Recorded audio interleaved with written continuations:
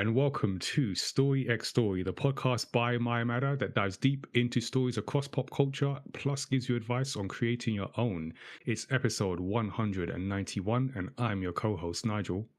I am Tazziii, content creator and co-host. And as always, we're here bringing you interesting discussions with diverse voices. And to help us out today with what I'm going to describe as a narrative autopsy is photographer and content creator Mark O. Chéng. Mark, welcome back to the show. Am I saying that right, actually? Yeah. It's Okay, Mark cool. O. There we go. Chéng. Chéng. But yeah, that's me. Also Pretender Soul on socials and stuff as well. All right. Thanks for joining us, Mark. Good to have you back. You've been with us for... Oh, is this a hat trick? Oh, I should have taken note of that. I feel this might be like a hat trick. I'm going to say, yeah, it was a hat trick, not knowing what the numbers are for that. But Yes. Yeah. I think it's, if we just say that up front. Sure. Is this the third time? Is what I'm saying. Spiritually, yes. So no one can tell us we're wrong. Yes. All right, we'll do it. And I'll check on the match ball later. Another reference that probably sailed over your head.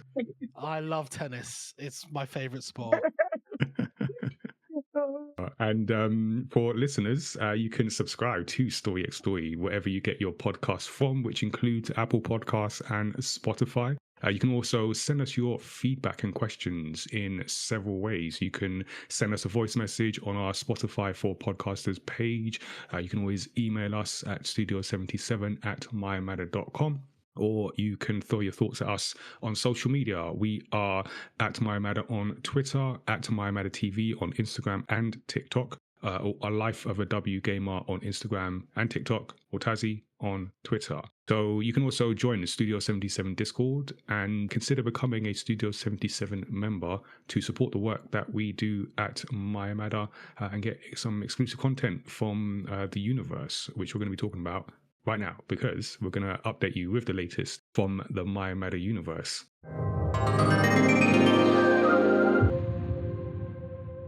And we are now at what I would say is the good bit of the process in making a new comic. I say good bit because it's the bit that depends less on me, which means I have less delays, basically. So the script is good. Pinali, our illustrator, is working on the artwork for Origins Against All Odds. So this is a new story in the mayamada universe, and it's one that features Tazzii's character in the mayamada universe, and it's going to be a reflective, hope-filled manga about pursuing your creative career goals in the face of resistance and doubters around you.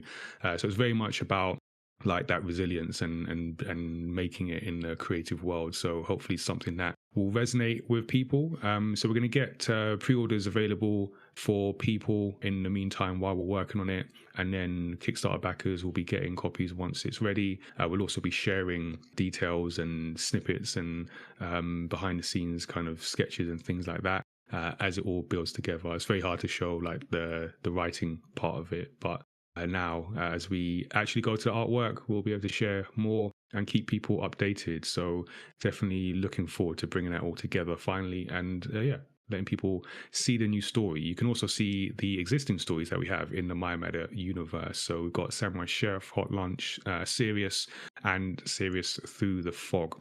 So these are all ages stories set within our shared universe. And we have a lot to come for the Do I Look Like a Gamer video game representation campaign for the rest of the year. So this is our yearly campaign that works to promote inclusion and diversity in the video games industry, as well as showcase pathways into games for young and aspiring talent. It's now a yearly initiative, which means every year we do a new snapshot of 40 players and makers to showcase the representation that does exist, and in efforts to inspire more of it in future generations of diverse talent. So we do that at the start of the year, and then you can check that out on the website and different events and places we take the photos to. We've done a bunch of events so far. We've been at Comic-Con, we've done the Barclays Game Frenzy, we've done our own Games Industry Explained, the Cupcake and Gamepad social at Samsung KX in London. We've still got some things coming up. So going to be at the Festival of the Girl in October. So that's the 5th and the 6th for a weekend visit to the Islington Business Design Centre. So we'll be bringing the campaign, some activities around that, as well as our manga too. So we're going to be doing some different activities. We're going to have a tabletop game design sort of drop-in session. We'll be doing some content around there and just playing some games. And definitely got a game-heavy month of October. So as well as our own events, we also do events on behalf of other people. So we're going to be working with Candy Bomber to deliver their first annual Fray World Game Jam. So that's going to be October 11th to 13th. So it's a 48-hour game jam following on from the success of the live Fray show. So like a theatre production type show, which features a game which is actually being made and released at the game jam. So there's all a whole kind of synergy thing going on. So it's all about this story about two brothers who enter a game jam and their relationship becomes frayed. So that's the whole kind of theme running through. And yeah, they're inviting people to come and make their own game with a specific theme that they'll be releasing on October 11th. So the game jam will start at 6 p.m. on Friday, October 11th. And then submissions are due by 6 p.m. on Sunday, October 13th. And there's also a dance battle happening as well. So there's all kind of sorts of things going on. So you can check that out as well. So we'll have the link in our show notes. And also follow us on socials. We'll be sharing details about that online as well. And then at the end of the month, we have I wish it was our event, the London Comic Con, if only. So we're going to be there again. We were there in May. We're going to be there in October, the 25th to the 27th. So the whole weekend, you'll be able to catch us at our booth, showcasing the Campaign 40 on the convention show floor, also running some game competitions, different activities, tabletop games, letting people get involved in the esports tournaments that we're going to be running and giving you a chance to share your gamer origin story as well. And then we've got a panel happening on the Friday in the creator area at 12 p.m. and a game design workshop happening on this Sunday as well. So got lots happening, taking the whole team there for the weekend. And a bit further on in November, we've got our Friends and Family Game Design Jam. So that's the 23rd of November, which is a single-day event aimed at introducing young and aspiring game developers to the concept of video game design. So we're encouraging people to come as a group, family, friend group is fine. You can come by yourself and we'll group people on the day. So really, whichever situation you're in, come down. And it's all about encouraging different audiences, different age groups to participate, again, with friends, family, and learn about game design. So yeah, we've got more to come on that. And especially as we go into next year, what's going to be happening there. Thank you to Rocksteady Studios for their sponsorship of this campaign for another year, the third year, a hat trick of sponsorships, if you will.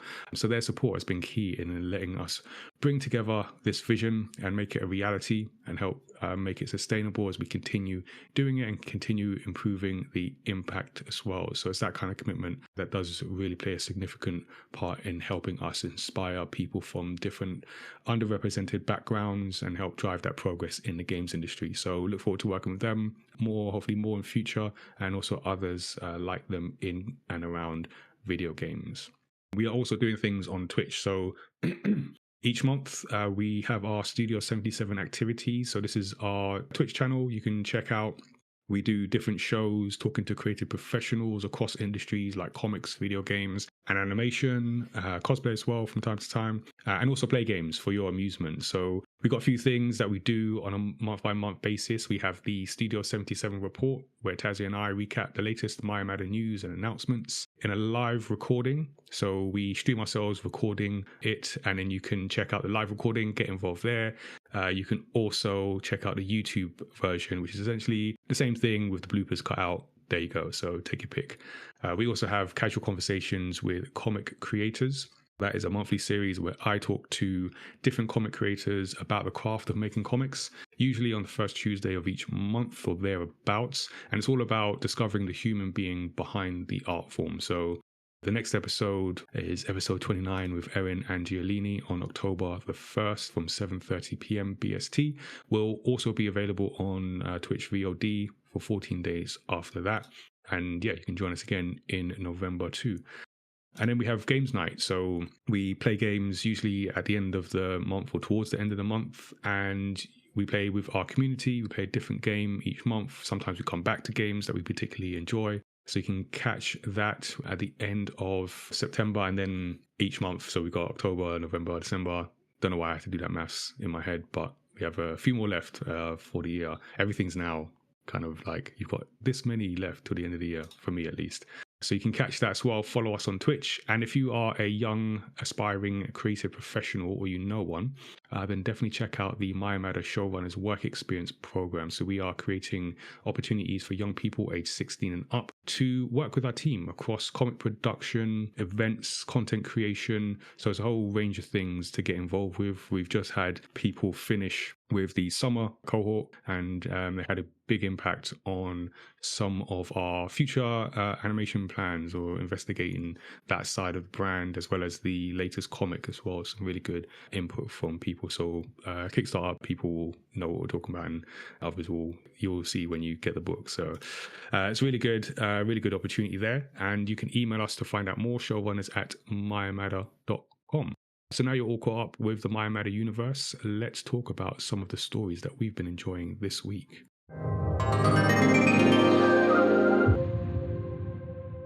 This is a chance for us to have a spoiler-free discussion of what everyone has been reading, watching, or playing. So we'll start with our guest. Mark, do you want to kick us off? Yeah. So a couple of weeks ago, I went into one of my favorite bookshops. This is not a sponsored bit, but there's a bookshop called Liberia, just off of Brick Lane.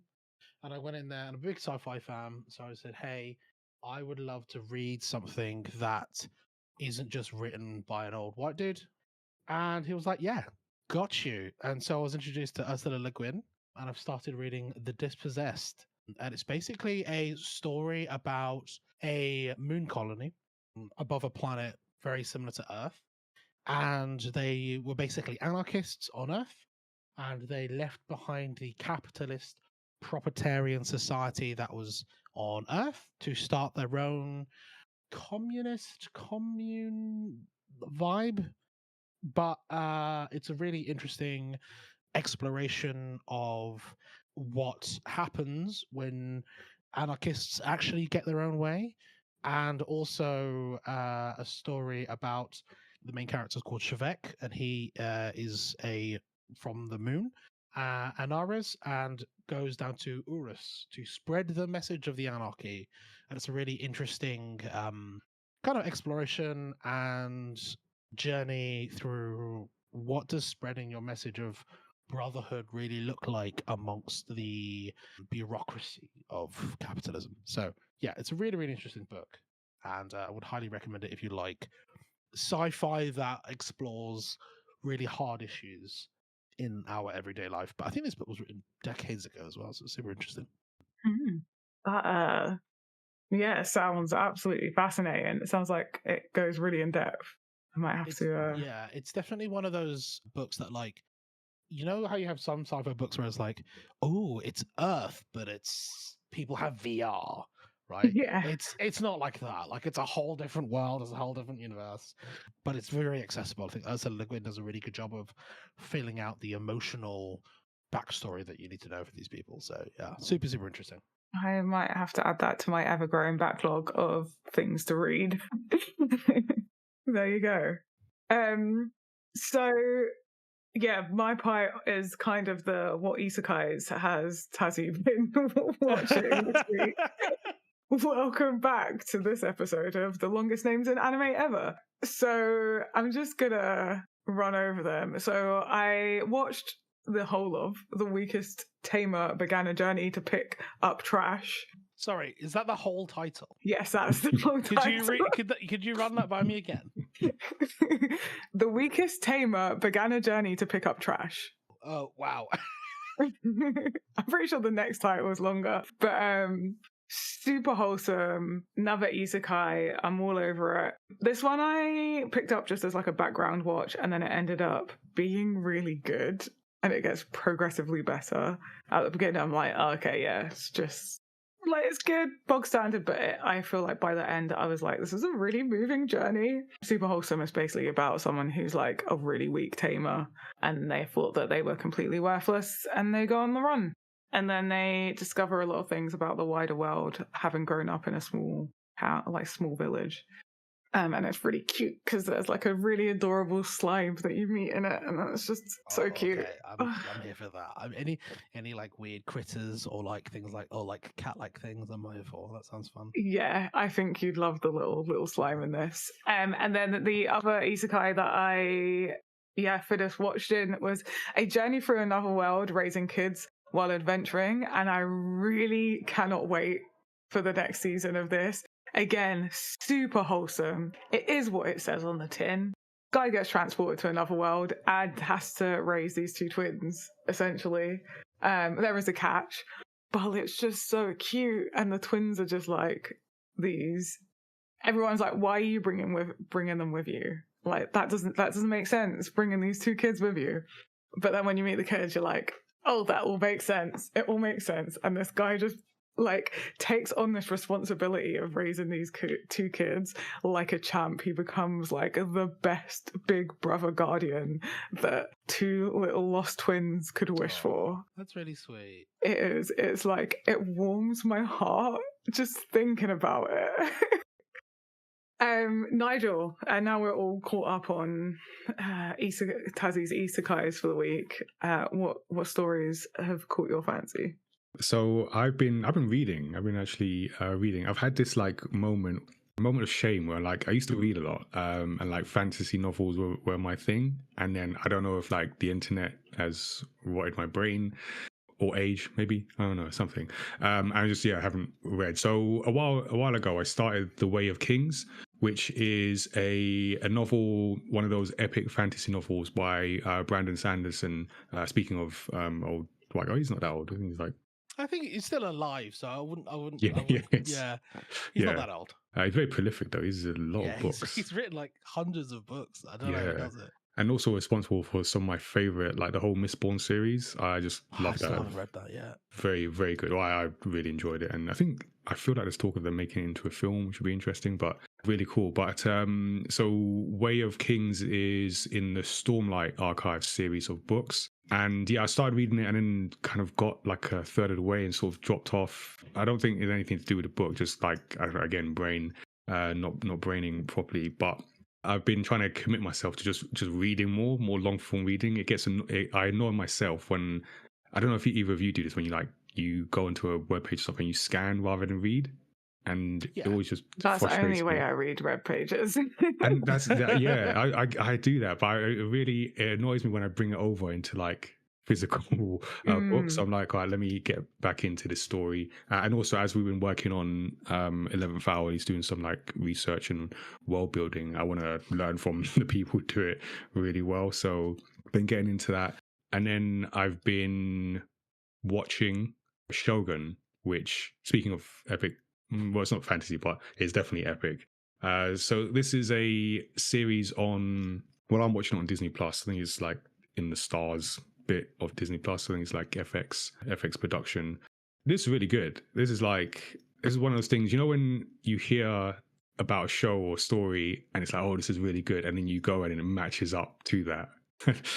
And it feels just satisfying. It was like, yeah, you know what, you said it was good, and it's really good. So it's about these two men. There's two men and a woman as well, actually. So it takes place in like we're talking like Shogun era, like Edo period of Japanese history, and an English sailor ends up shipwrecked in Japan and finds himself in and amongst this power struggle between their 4 or 5 sort of Japanese, what's the right word? I'll say leaders. I think there's a specific word. I think region is the word that they use. And all like vying for power, because the last guy who like ran everything has passed and his heir is too young to take over. So you've got this power vacuum. And so you've got this sailor, John Blackthorne, and Lord Toranaga, who is just my guy. Just this guy's like, you know, like the shrewd people who always one step ahead, or you think you're ahead, but they've thought about that and they've got plans for that. I love watching those people operate on screen. So you've got those two, and then you've got Lady Mariko, who is a translator, but then she's got her own backstory, and it's interesting like seeing that unfold, and just watching this all unfold is so fascinating. So largely Japanese language, so it's subtitled. And what's interesting is so it's subtitles, but in English. But the English people are actually speaking Portuguese, which threw me off at the beginning. I guess they've just done that for Western audience. So in a sense, at least in the world, everyone's speaking non-English, but in the show, the English. Oh, I didn't know that. That's cool. Yeah, I had to look it up because there were moments where people kept saying like, "Oh, you speaking Portuguese," and I'm translating Portuguese. I'm like, that sounds like English to me, and I know I don't know Portuguese, so so I had to check that. But yeah, so the Japanese subtitled, and then the English is Portuguese, and you can understand that part. But yeah, just seeing this unfold is really good. It's very, very good. I'm my 3 episodes, maybe 3 of 10, and they're good like hour-long episodes. But I'm just so impressed. I think it won a bunch of Emmys as well, and it was was it the first Japanese language series to win a primetime Emmy for outstanding drama series? Which, yep, I can see it. Yep, no complaints from me. So really enjoying this show, and it's given me a lot of ideas for actually both of my picks have given me ideas for like world building and just things around 11th hour. That's usually the way I operate. If I'm thinking of something, I'll just take in certain things against that filter. So it's helpful in that sense as well. That's cool. Yeah, I've seen a lot of really good stuff about it, and both the coverage of it, but also like the award side of stuff, and in terms of stories that we don't get to hear about, we do get Japanese media, obviously in the West, but not necessarily from Japanese voices with Japanese actors in the Japanese language. Like that's maybe rarer than it should be. Yeah, for sure. It's very refreshing to see. I mean, I guess it shouldn't be refreshing in that sense, but it is because, like you said. But yeah, I'm here for it, and it's a good reminder of like good story is a good story. Like it doesn't have to be English or in your native language to be a good story. You can, the human condition is universal. I can't wait for 10 years' time when people are watching this show and Gen Zers are going to ask each other, "Are you watching Shogun sub or dub?" And that's what's going to happen. Just online battles against How can you watch Reddit threads? But yeah, as long as they're watching it, it's very good. Highly recommended. All right, that's the serious stuff out of the way. Let's those are the stories we've been enjoying. Let's do this. Let's get into our main story discussion. Today, we are going to be talking about Borderlands, the 2024 action quote-unquote comedy film co-written and sorry, for the listeners, in the spreadsheet that Nigel sends us, the word comedy is literally in quotation marks for good reason. For good reason. Co-written and directed by Eli Roth, based on the video game series developed by Gearbox Software. It stars Cate Blanchett, yes, that Cate Blanchett, alongside Kevin Hart, Jack Black, Edgar Ramirez, Ariana Greenblatt, Jamie Lee Curtis, and more. All right, let's do this. So, spoiler alert: we're gonna spoil this for you if the creators haven't done it already. So yeah, we're gonna get into all the spoilers of this film. I will do a recap, but as we do, let's keep this professional. Let's first get everyone's quick takes and general impressions. Also, if you can, we'll start with Mark, but if you can also, for both of you, just explain your relationship to the source material, so the game or games of Borderlands, because I'd be interested to know that as well. So yeah, Mark, take it away. Okay, so I am that person when a new thing comes out on a video game and I push my glasses up and go, actually, because I have played every single Borderlands game multiple times. The only one I haven't played multiple times is the pre-sequel. But basically, my brother and I would sit together, pick two characters, and just play through Borderlands 1, Borderlands 2, pre-sequel, and Borderlands 3. I think 1, 2, and 3 I've completed maybe twice or 3 times minimum, and Borderlands 1 I've maybe completed like 4 times. My brother and I did like alternate players because they have different powers. We've had a good year for adaptations, or a couple of years. We've had The Last of Us. We've had Fallout, which is probably one of my favorite shows now, full stop.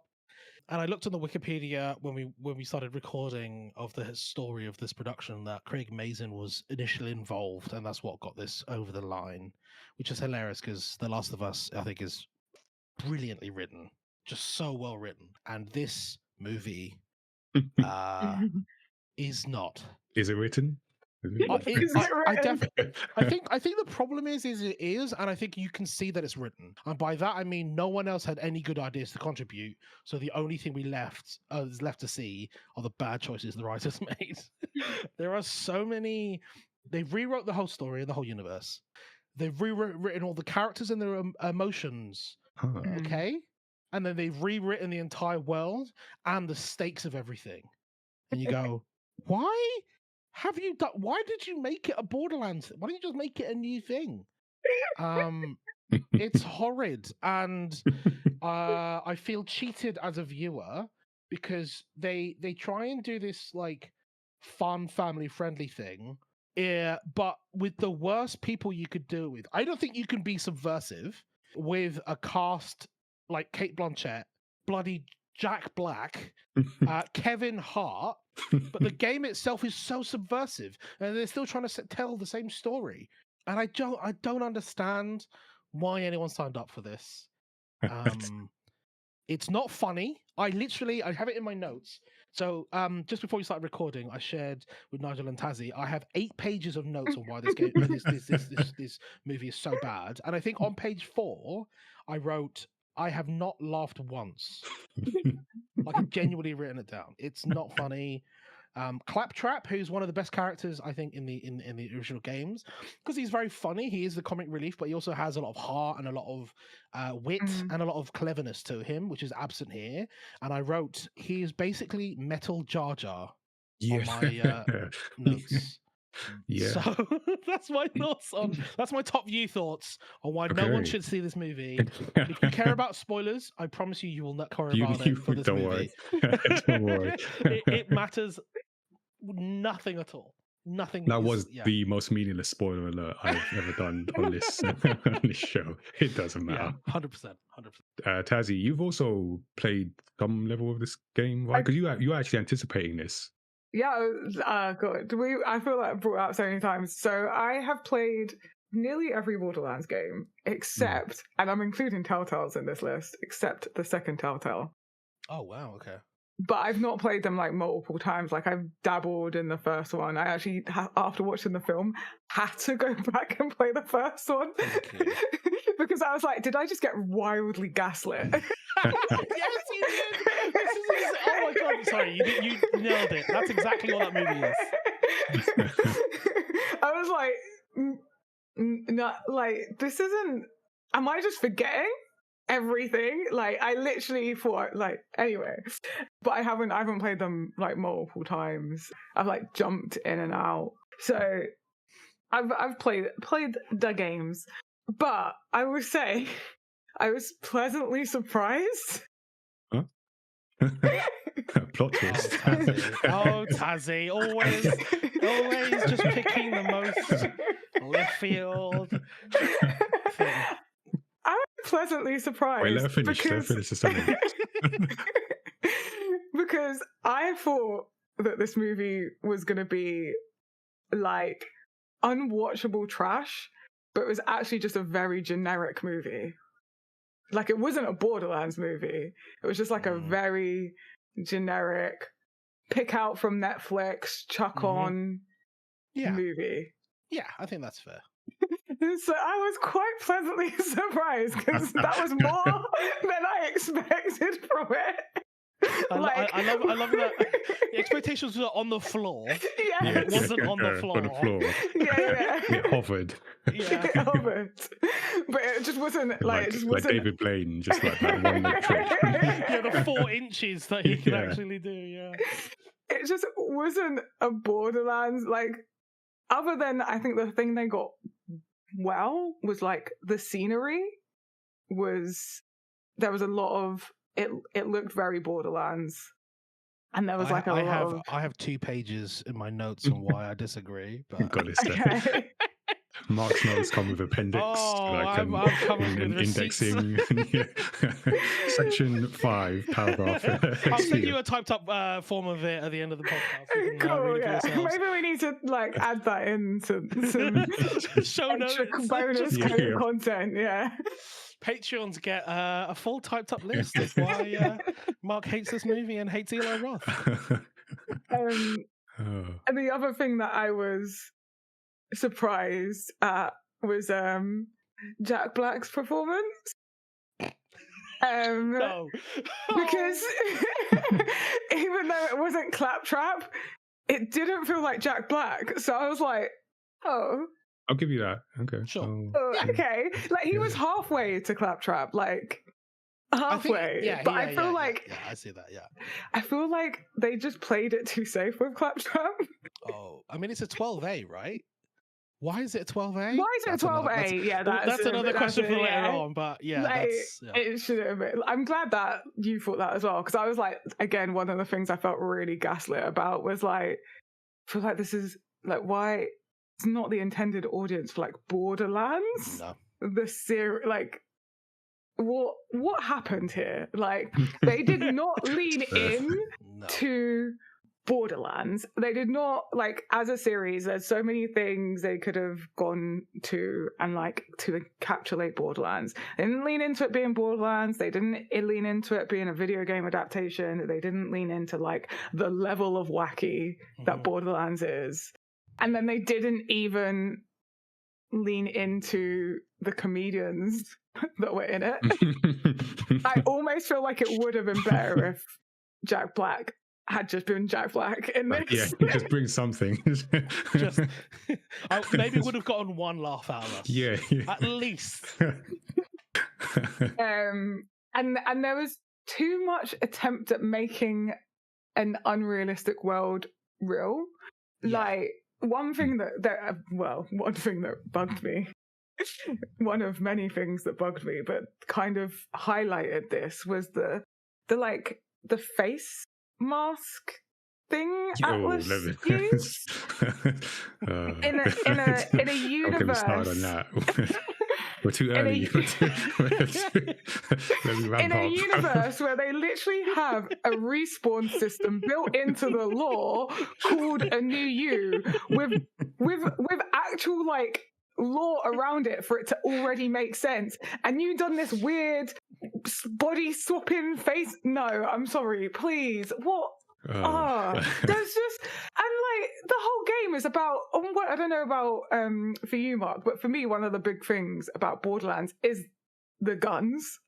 It's a looter shooter. Yeah. The guns and gun manufacturers, like it's a big deal. You know what to expect from each weapon.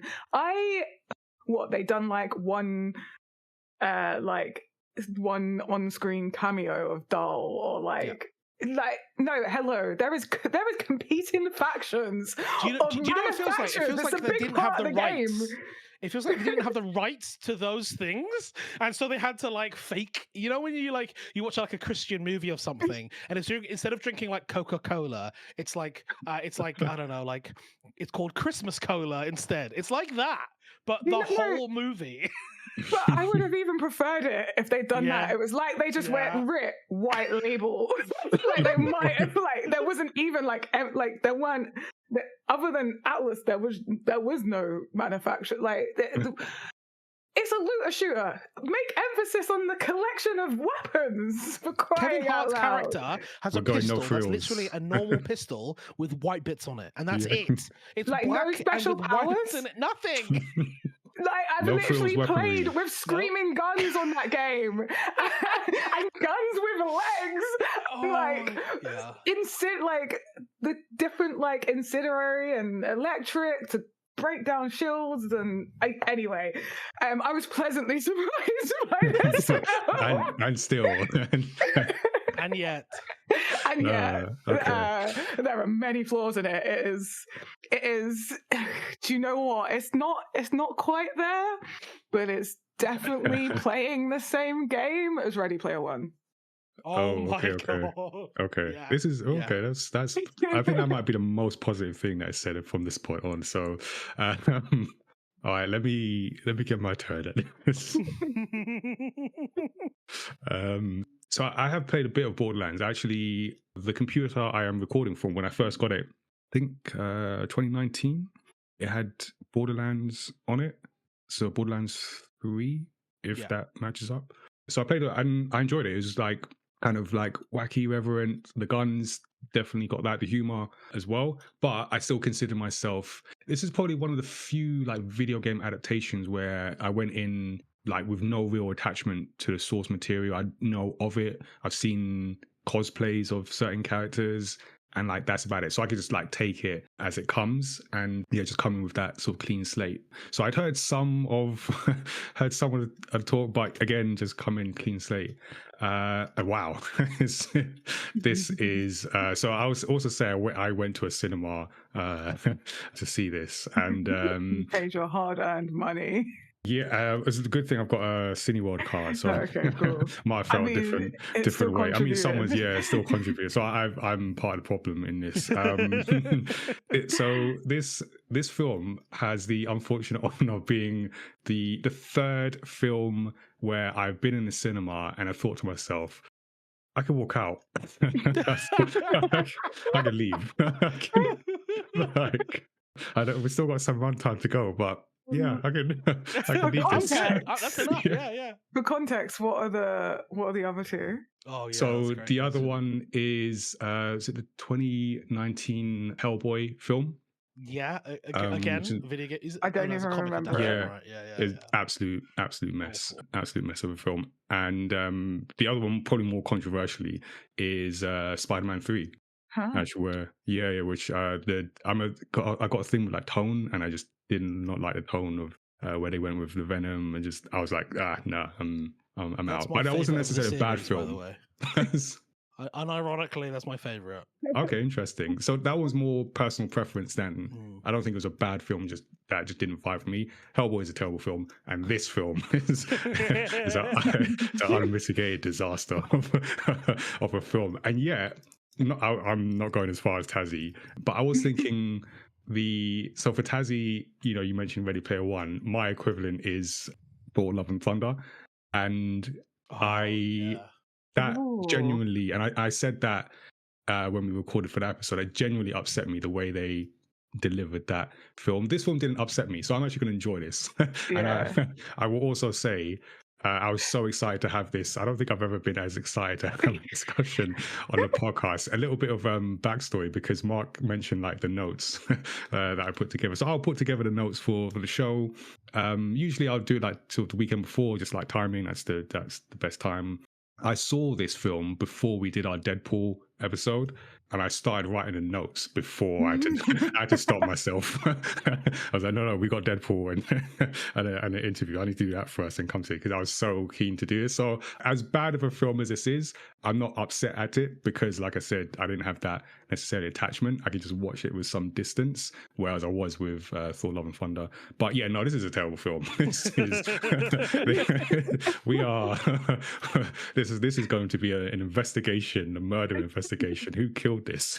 At least Thor: Love and Thunder was like running off trends. Like it was it was like, okay, what's like in with the kids? Let's just throw them. Yeah. Sure. Some There's relevance. This was like void of it. None of that. All right, let's do this, because I was supposed to be quick, but let's do this recap. And this is, again, some background. When I put together the notes, I had to pull usually I'll like pull from Wikipedia or something like that, and I'll kind of like edit or make some changes to get it to squeeze in. This is so short, I just copied and pasted from Wikipedia. So blink and you will miss it. Anyway, this is a story that takes us to the planet Pandora, where Roland, a rogue mercenary soldier, kidnapped the teenage tiny Tina with assistance from Krieg, a psycho who voluntarily institutionalized himself in the same facility. Elsewhere, Atlas, a powerful corporate figure, contacts bounty hunter Lilith to rescue his daughter, Tina. Lilith readily agrees and returns to her home planet of Pandora. There, she's aided by Claptrap, a robot mysteriously programmed to await her arrival in locating Tina. Upon discovering Atlas's intention to reclaim his daughter against her will, Lilith joins forces with Roland and Krieg when the Crimson Lance, Atlas's private army, attacks them. Lilith learns that Tina was genetically engineered using biological material from the Iridians, an ancient race that once inhabited Pandora. Atlas believes Tina alone can access the Vault, which houses the secrets of the lost civilization's advanced technology. With help from Lilith's estranged foster mother, Dr. Patricia Tannis, they find the vault key in an underground labyrinth inhabited by a tribe of psychos. After retrieving the key, Lilith destroys the device Atlas gave her to signal Tina's rescue. Atlas immediately contacts her via a robotic drone, reiterating his desire for the girl. Tina overhears part of the conversation and, misunderstanding, believes Lilith has betrayed her. She hurls a grenade at Lilith, knocking her unconscious. Upon Lilith's recovery, Claptrap inadvertently plays a holographic message from her mother. The following day, the team, minus Lilith and Claptrap, discover the vault, only to find Atlas waiting. They fend off his men, but Tina fails to open the vault. Lilith appears, revealing herself as the Firehawk, an Iridian capable of opening the vault. Atlas threatens Tina's life, forcing Lilith to comply. However, with Tina's help, Lilith traps Atlas inside the vault where a creature drags him away. The group then celebrates their survival, and I got to go home. The end.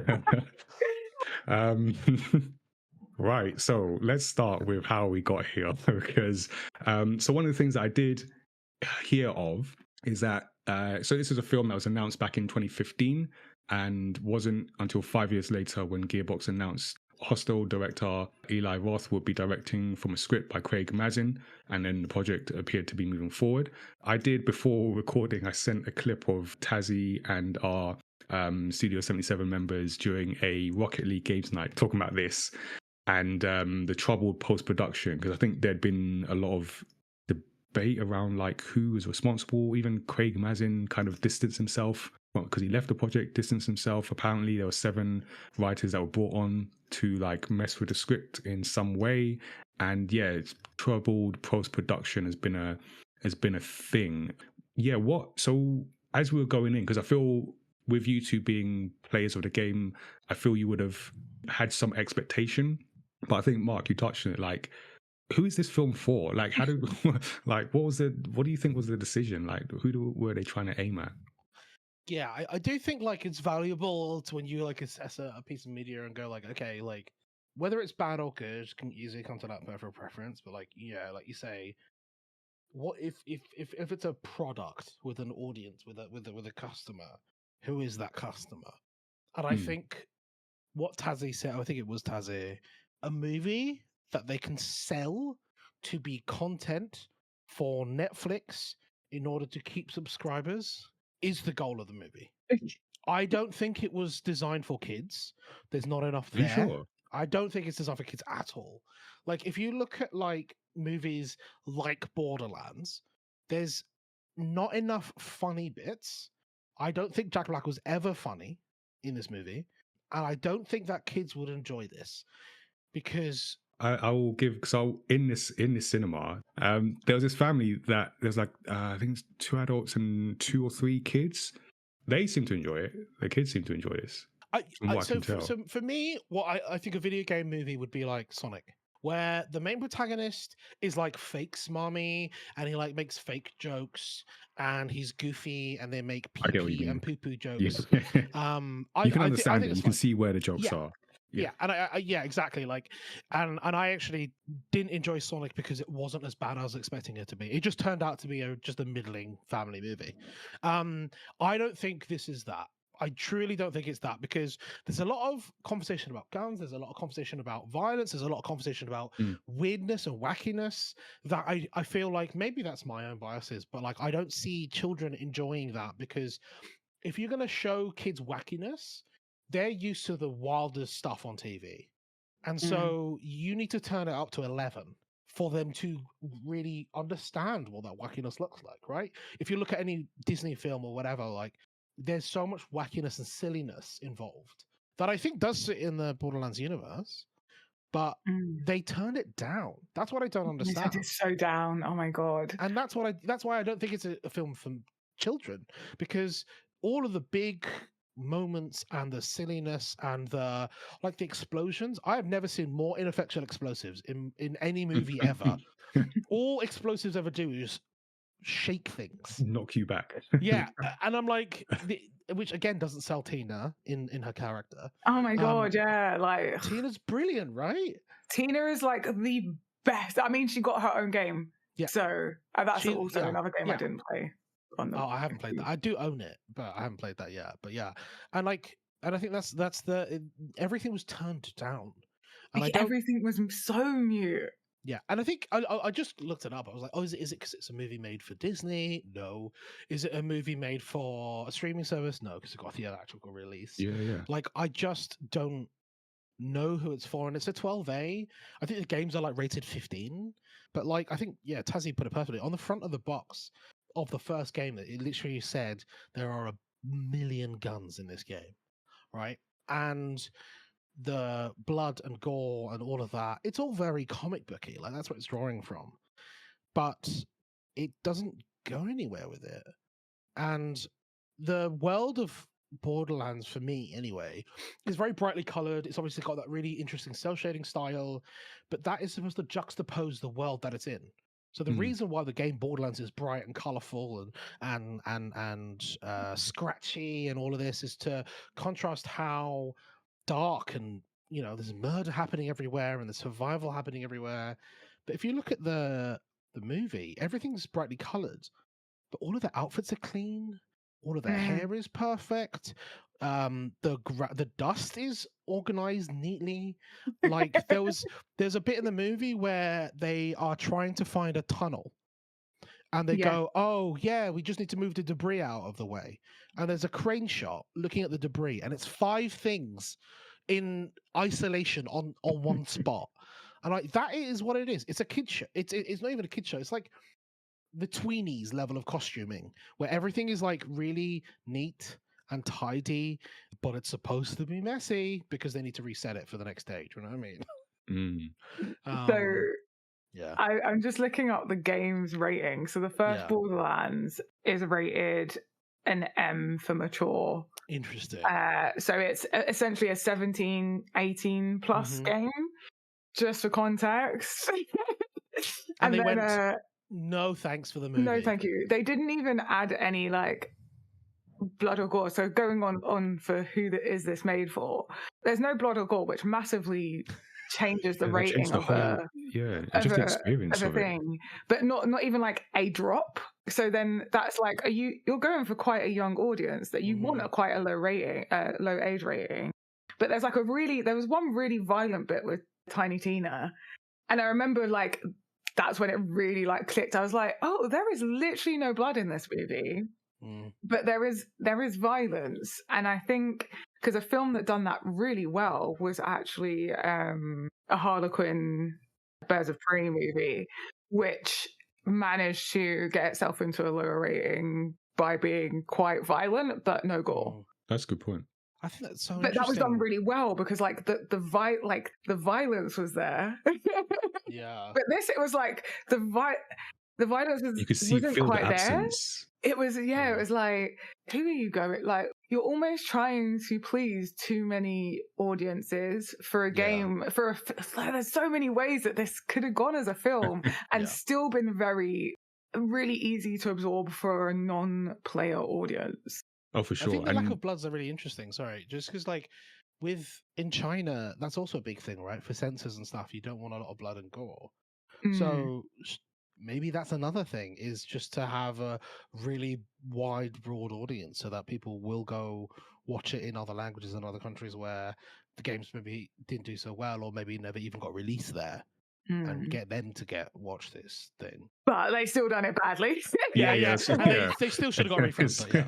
It's one of the many mysteries that we're going to be going through in this baffling thing. I will drop a few quotes, or I'll drop one quote here from Matt Donato at IGN, who mentioned that comparison between like the games and the film, and he says Gearbox's games are dense, expansive, and brimming with the freedom to get buck wild, whereas Roth's interpretation is like a preschooler's Guardians of the Galaxy coloring book. Oh, that's perfect. That felt.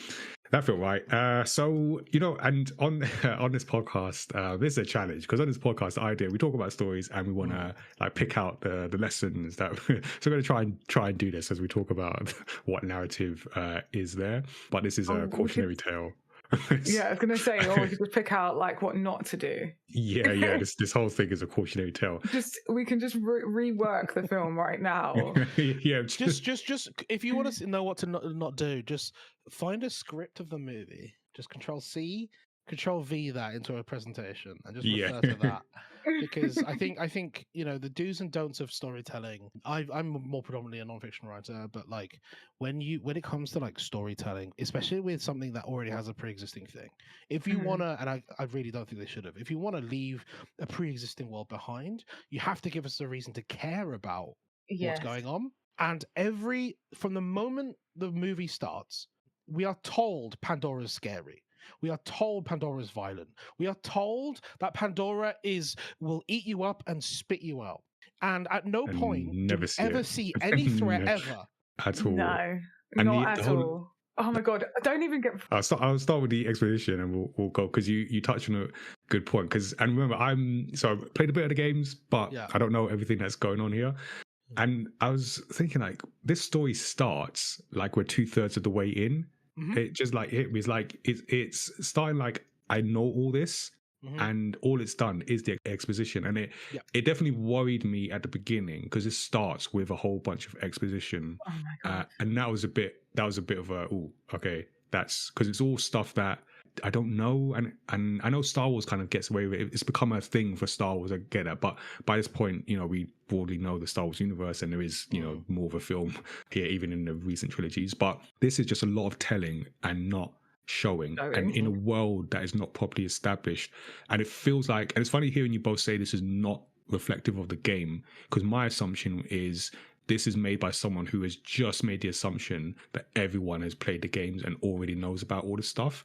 And no. Oh no, I feel like this was made by someone 100%. That has no idea what's going on in the games, has like maybe watched about 10 minutes of gameplay from someone, or like listened to what someone else has said. That not someone that gets a game. That don't even get me started on the starting of this film. It was the worst starting of a film I've ever experienced. Because where am I? Like I'm trying hard not to swear, because where am I? What is this place? Nothing. Have you got Nigel? Have you seen the original trailer for the game? For the game. I'm sure. Oh, I don't know about original. I know I've seen like trailers for the game, but I wouldn't know original. But so enough. Terrible start to a movie anyway. Like you said it, nothing makes sense. Also, like, why are we in this random place and then most of it happens in a completely different place? There is no reason for this location whatsoever. Just basic storytelling. I don't even know what it's called. I don't know. I was so confused the whole time. Wait, so is the location they start at not important to the game? I don't even know where that was. Where were we? I've never seen that place in my life. No idea. It's just a random bar with a random person who I don't even know has a name. But the thing that bugs me is that Borderlands already has the most perfect start ever. Like every time I start a new new playthrough of that game, I'm like, oh yeah, this is why I love Borderlands. Like, because when you start the first game, you are on the bus that Marcus drives, and he's introducing the story. So just before that, it's like, I'm going to tell you about a story on this planet Pandora or whatever, with like just this beautiful like voice of like slight roughness. Anyway, and then he's telling the story, but he like talks to the characters as you're choosing them. But the way it's done, it's like such good storytelling. Also, it has an epic soundtrack, and I get that they probably can't get that soundtrack. But even just another they could have just started with that. Yeah. Why did they not? Yeah. Why was Marcus not narrating this film? Please tell me. Like 100%. It would have improved it. He's the one that was drove the like shuttle. He's the bus driver that turns out to be he's like also the gun expert. Well, he's important. Yeah. Oh, he is like your really guiding light. Oh, I did not get that. Actually makes sense and isn't claptrap. I did not get that at all. He's such a staple in the games. Like he's such a he's like your friendly character. He supplies you with weapons. He's funny. in the game. He's also like mega In the game. untrustworthy. Like, Oh yeah. he epitomizes the threat that Cate Blanchett is telling us about. Like, he's not just a bus driver and a guy who works at a market. In the games, so the way that the games open is exactly how Tazziii described it. The first thing you see is a really cute, weird creature on like close up that gets run over by the bus that Marcus is driving. And it's in that moment we are seeing how dangerous this world is. Yeah. I didn't get none of that. Do you see what I mean? Like, it's so different from this weird space voice that Cate Blanchett is giving, which I love her, but she does this in every movie she's in with CG. She does this airy nothing voice that has no personality behind it. Compare it to Marcus, like you say, he's got this really gruff, rough voice. He's got the voice that kind of he calls you boss, and you like that, but you also wouldn't trust him with your bag in a room. Do you know what I mean? You wouldn't leave your laptop in a Starbucks with him. Like, it's you might go out for you might have a beer with him. You would like he's a character. Like you would trust him to double cross you. You trust him to overpower you. You trust that any favor he does for you, it's not a free favor. He orders Uber on your phone to get food for the two of you, and he's that guy. He's that guy. Cool. But that is more characterization than happens at any point in this film. That is mad. I did not get. And I don't know why they didn't just use that as an intro, and then we would have all understood dangerous world. Like it's a rough. Like, yes, you see, like he's like, "Are you sure?" Like, yeah, you're in for a ride. Yeah, it's essentially the bus ride was like a toned down version of that that we see in the film. There was a nothing. Yeah. That's mad, because there was so much like just exposition and telling you things, and not because even what you both described, I get. Like, I'm listening to you and I'm like, okay, cool, I can get that. There was so much of like, we're telling you this, and like you say, Mark, and not showing, and it made me think like the vault. I mean, there's many things, but the vault is like the vault. I to this day, I don't know what was so special, and it made me think of like, imagine sitting down Avengers Infinity War, and you never see the gauntlet or the stones, and I tell you this is the big bad thing, it's going to destroy everything, and you never see it until like the final act of Endgame. Like, what are you thinking? Like, you're telling me this thing. You don't even know it's a gauntlet. You just know. Yeah, just something. It's called the gauntlet. It might be a gauntlet. It might not be. It could be. Yeah. Who knows? We just know that it's a bad thing. Tune in next year to find out. Like, you can't do that. You got to show us something. It's like. I mean, I feel like that's the one thing that was like the game, because you're a vault hunter. You just loot. Yeah. We don't know whether the vault is like this mysterious thing, but it doesn't show the weight of it. But again, that's because like we're not. It's like the one character that cares about the power in this vault is Atlas. Like, but in the game, everyone, it is an arms race. Like, it is a race for loot. Like, everyone is out to get each other. So so for context, in the game, the reason why everyone's out to get it isn't just because it's a big powerful thing. The vault only opens once every 200 years. So you have immediate time pressure on why everyone wants to get it, even if they don't know what it is, because it only happens once every 200 years. Was that time thing mentioned in the film? No, it's not mentioned. The film totally changed the story. If they put that in the film, it would still give us something more to go, well, we don't want to miss out on opening this vault every 200 years, right? Like, I think if in any human lifespan, if you go, this is something that we will see now, this is why you should care about it, fine. Yeah. And that's they got that for free. That was in the original game. There's so much lore in the game. There's so much info. No, I'm good. They were like, no, we're going to use nothing. The movie for me is like, I don't mind sweet coffee, but it's like going to a coffee place and going, I would love a pumpkin spice latte, but can you hold the coffee and can you hold the pumpkin spice? And you go, you just want milk in a cup. And you go, yeah, please. Because there's so much rich depth. Yeah, there's so much rich depth that they have just decided to leave out.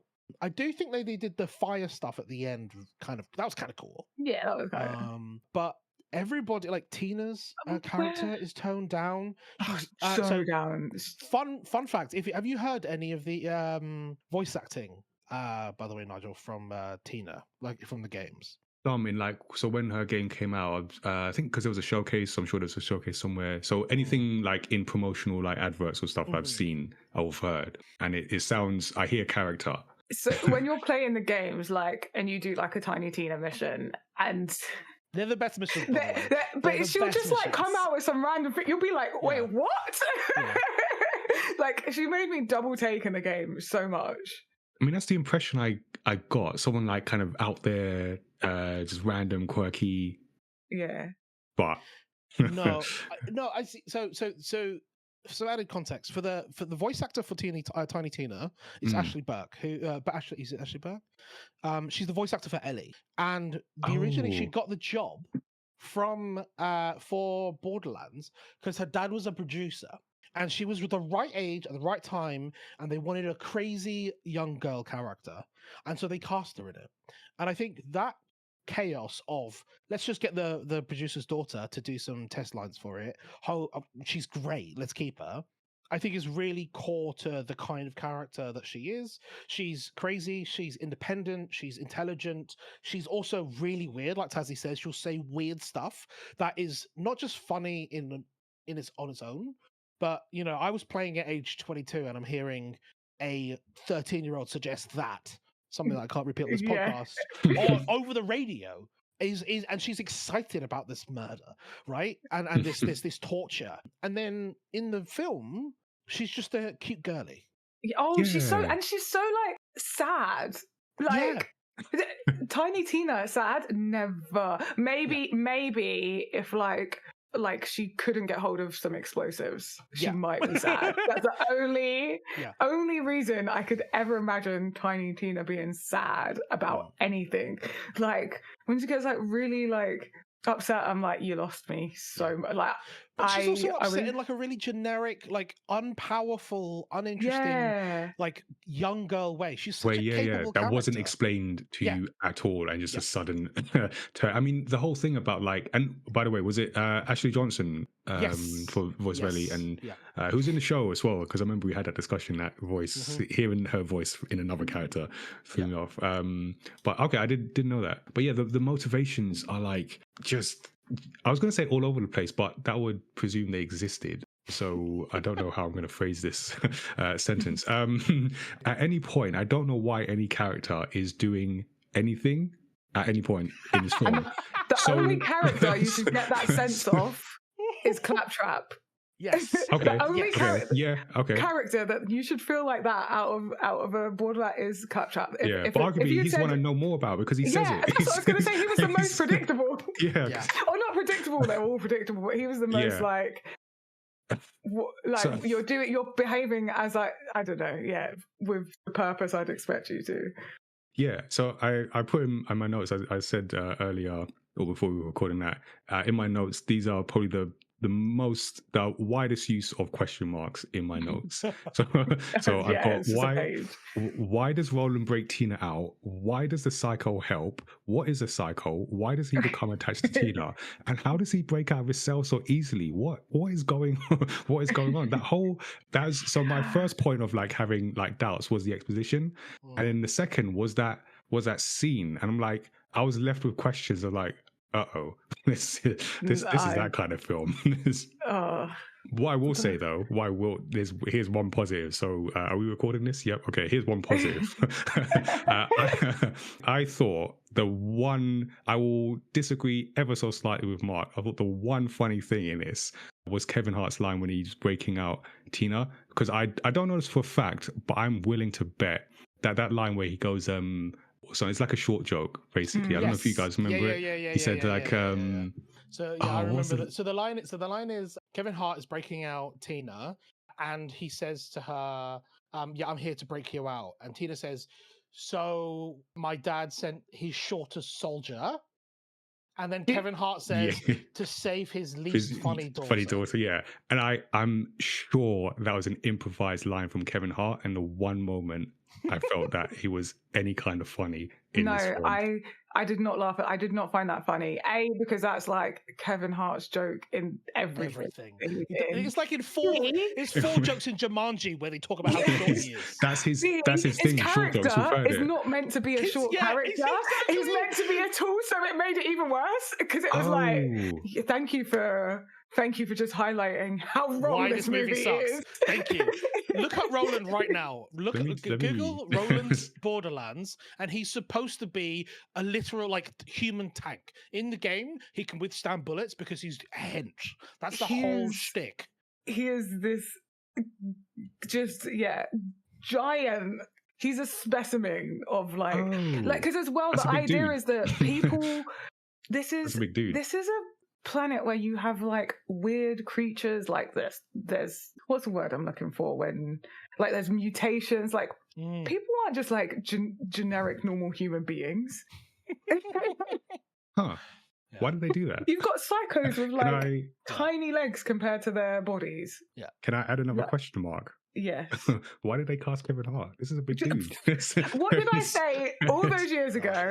I did not understand the casting of this film. Doesn't make any sense. No one is cast correctly. Wait, is this like did they, because now that line has a different context now. Did they cast him with that joke in mind? No, that was written because they cast Kevin Hart. And I think that's why I watched this and went, oh, this is...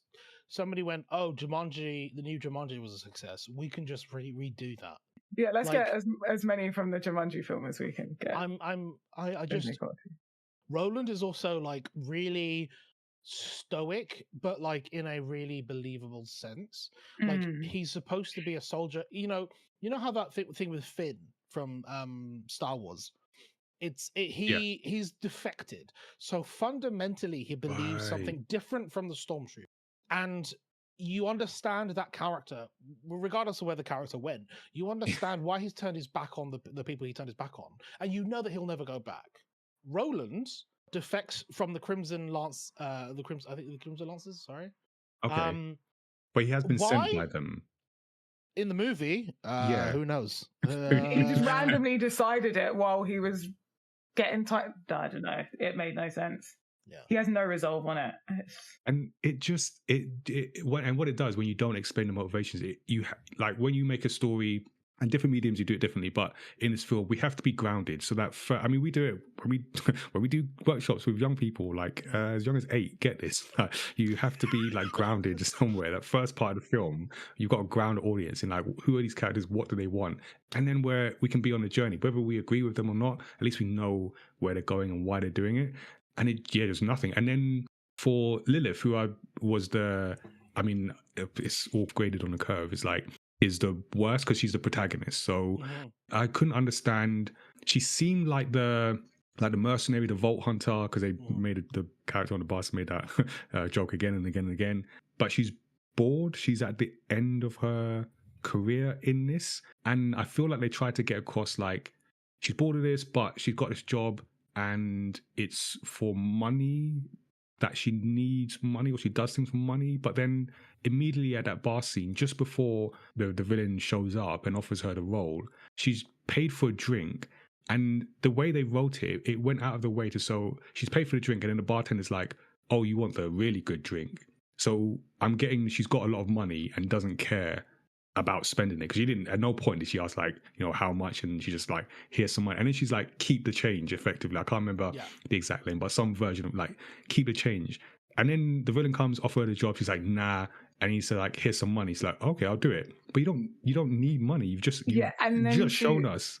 She also then like is so easily unpersuaded, but like the money doesn't have any weight on her at any other point. Like she immediately cares about Tina for no other reason than Tina is a young girl, which I think is very problematic when it comes to writing women in anything. She kills especially like in 6 a world dudes. like this. She kills 6 dudes, and her heart is softened immediately by a 13-year-old girl. And I'm like, I don't know if who tried to blow her up. Who tried to blow her up. Yeah, but she used like a party popper, like nothing happened. Like it went boom, and then like something shook.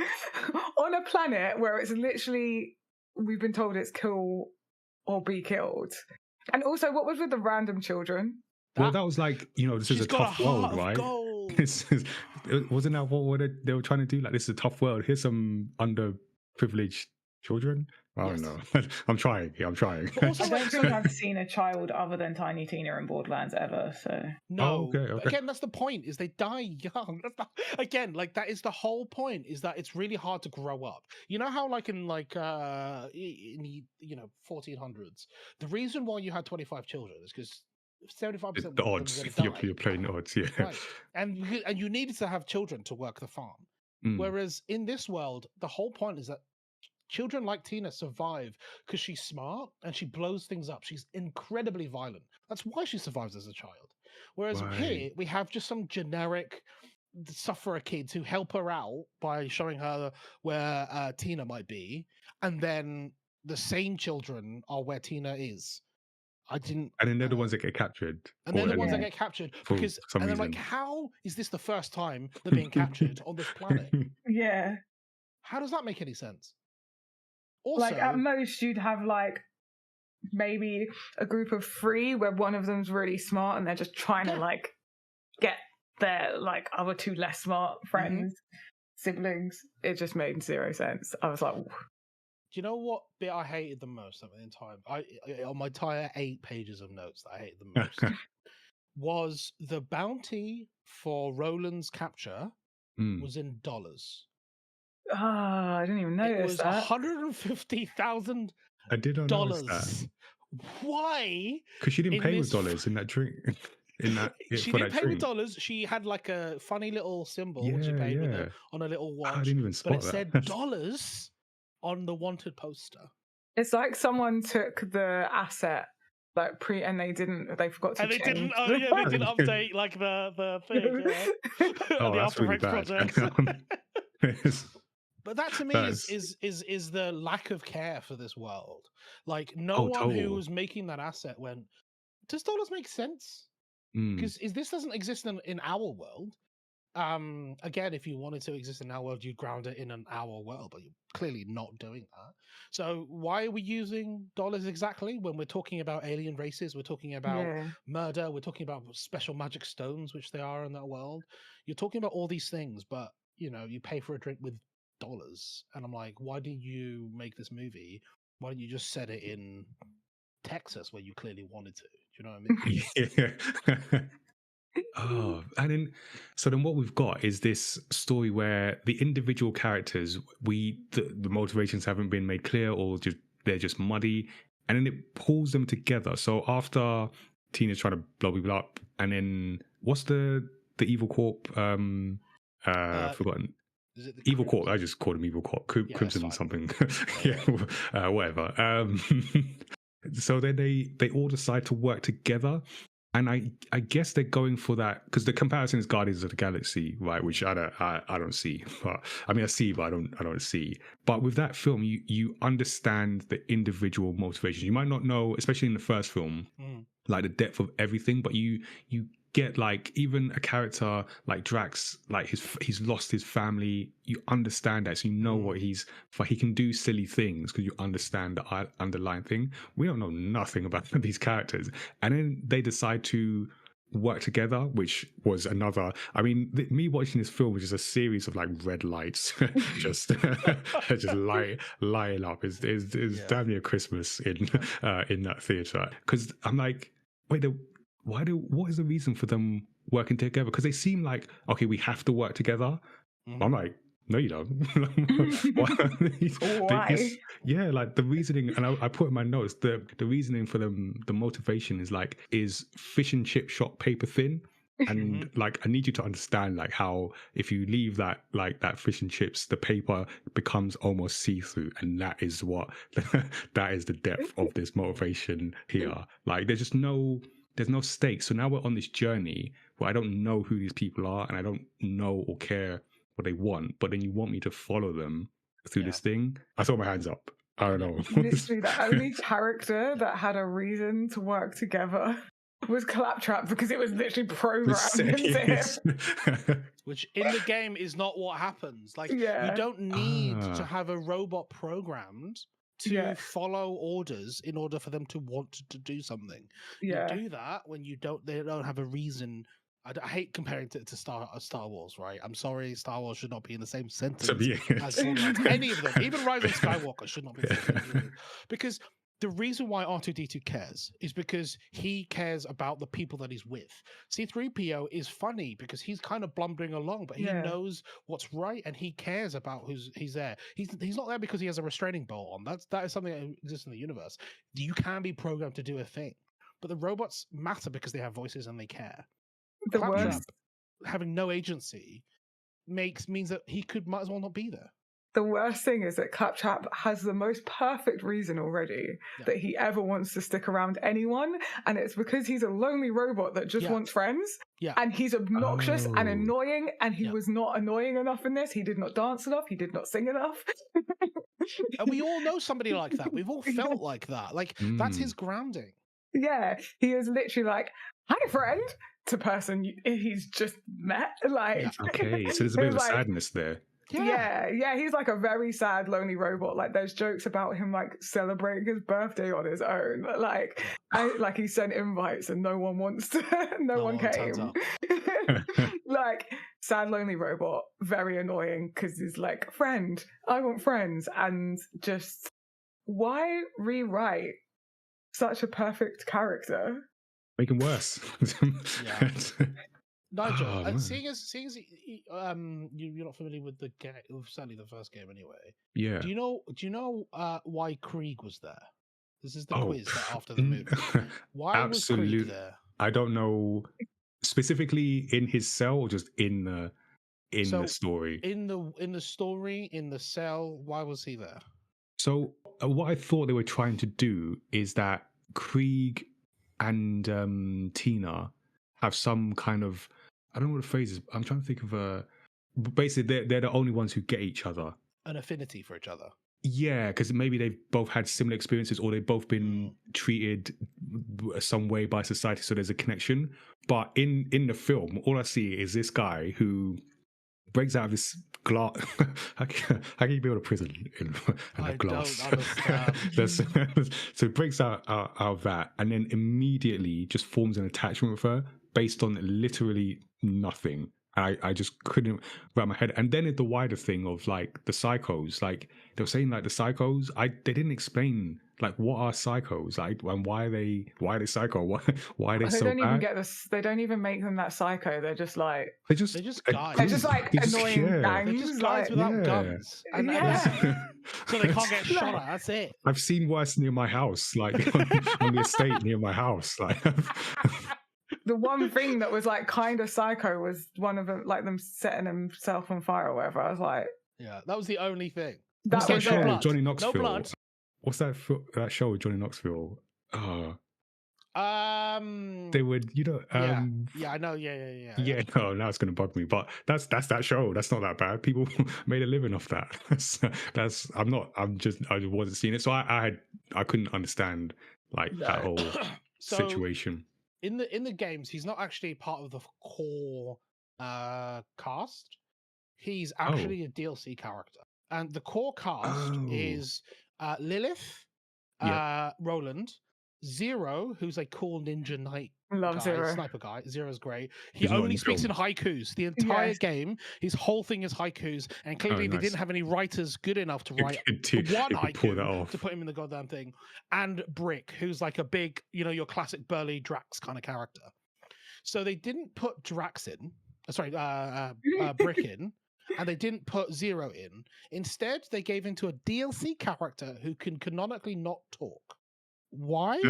Because they couldn't write any more lines. They didn't. And that's what I mean. There's too much. There's too many lines in here. There's too many. We couldn't fit any into the script. And honestly, sometimes it didn't even look like he said anything, and they just had him act and not speak, so add it in post. Because you know how like Bane in Batman, when he's talking, he looks like he's talking. If that makes sense. When you talk with a mask, bits of your face move, but also like you gesture, you move. Yeah.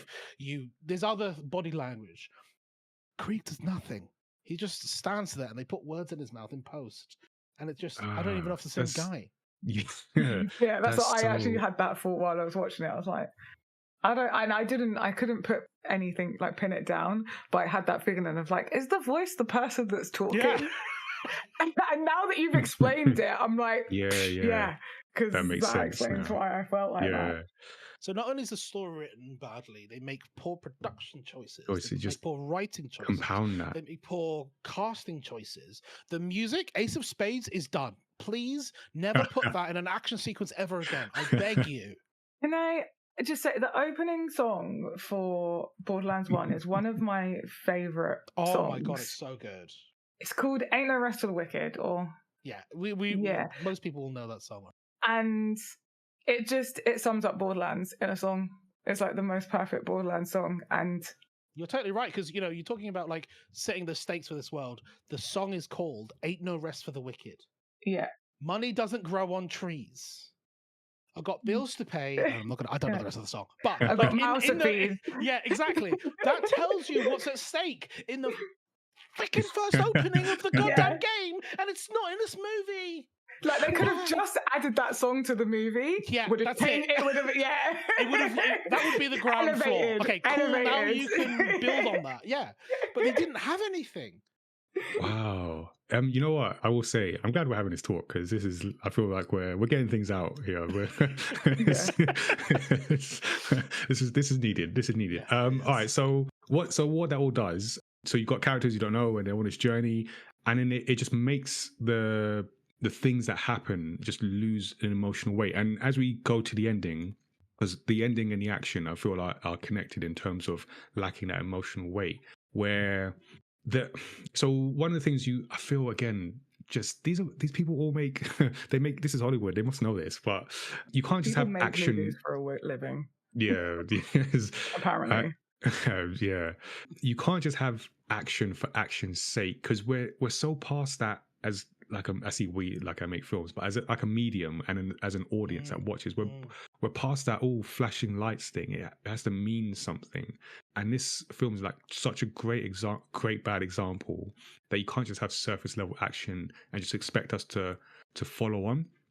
And one of the worst bits for the just lack of emotional stakes and any kind of weight is when they're in that tunnel along the way to the psychos, or where Roland says the psychos are the psychos. I mean, none of that means anything. But the psychos are the psychos, and the rest are going to escape. And Roland's like, I'll stay here and I'll sacrifice myself. And at no point did I feel any kind of threat for him. And then considering, like, I mean, this is like at least halfway. Yeah. So there's been no indication of like Roland's skill level that would have allowed to make it out. He just makes it out. So we cut like when they're all diving on him, and then we go away somewhere and we come back and he's fine. He's just, one of them has fallen on him. He's fine, right out of scratch. And there's I don't know what his skill is. I don't know how he could have possibly done that, even in my imagination. Like, literally, my imagination is they yelled cut, reposition the scene, and then yelled action. That's how I think he got out of it. If it was someone cast like accurately to Roland's character, it would have made sense. That scene would have made absolute sense. You would have been like, yeah, no, he looks strong enough to do that. But it's like, it's Kevin Hart. I was watching Kevin Hart do one of the, I don't know if anyone done this when they were younger, but you like make a play up to perform in front of your parents, and you spent like an hour working on it. I don't know about that one, Tazziii, I don't know about that, but I get what you mean. Yes, I have. Yeah. Okay, well, it's something that we used to do as kids. We'd spend like an hour. It'd normally be like around like Christmas or like a family birthday or something. And so like all the adults would be doing that, and then the kids would spend like an hour, and then we'd be like, we put on a show. It was like Kevin Hart was doing one of those. That was this whole film. That's so harsh and so accurate. It is a child level Christmas thing that gets shown once and doesn't get made into a multi-million-dollar film. Yeah. Well done, you tried. Well done, yeah. No one is sad. No one takes the mick. It's just joy. Except Kevin Hart was paid millions, and it cost £1 million a day to keep that set open. And it's funny because in the game he's supposed to be like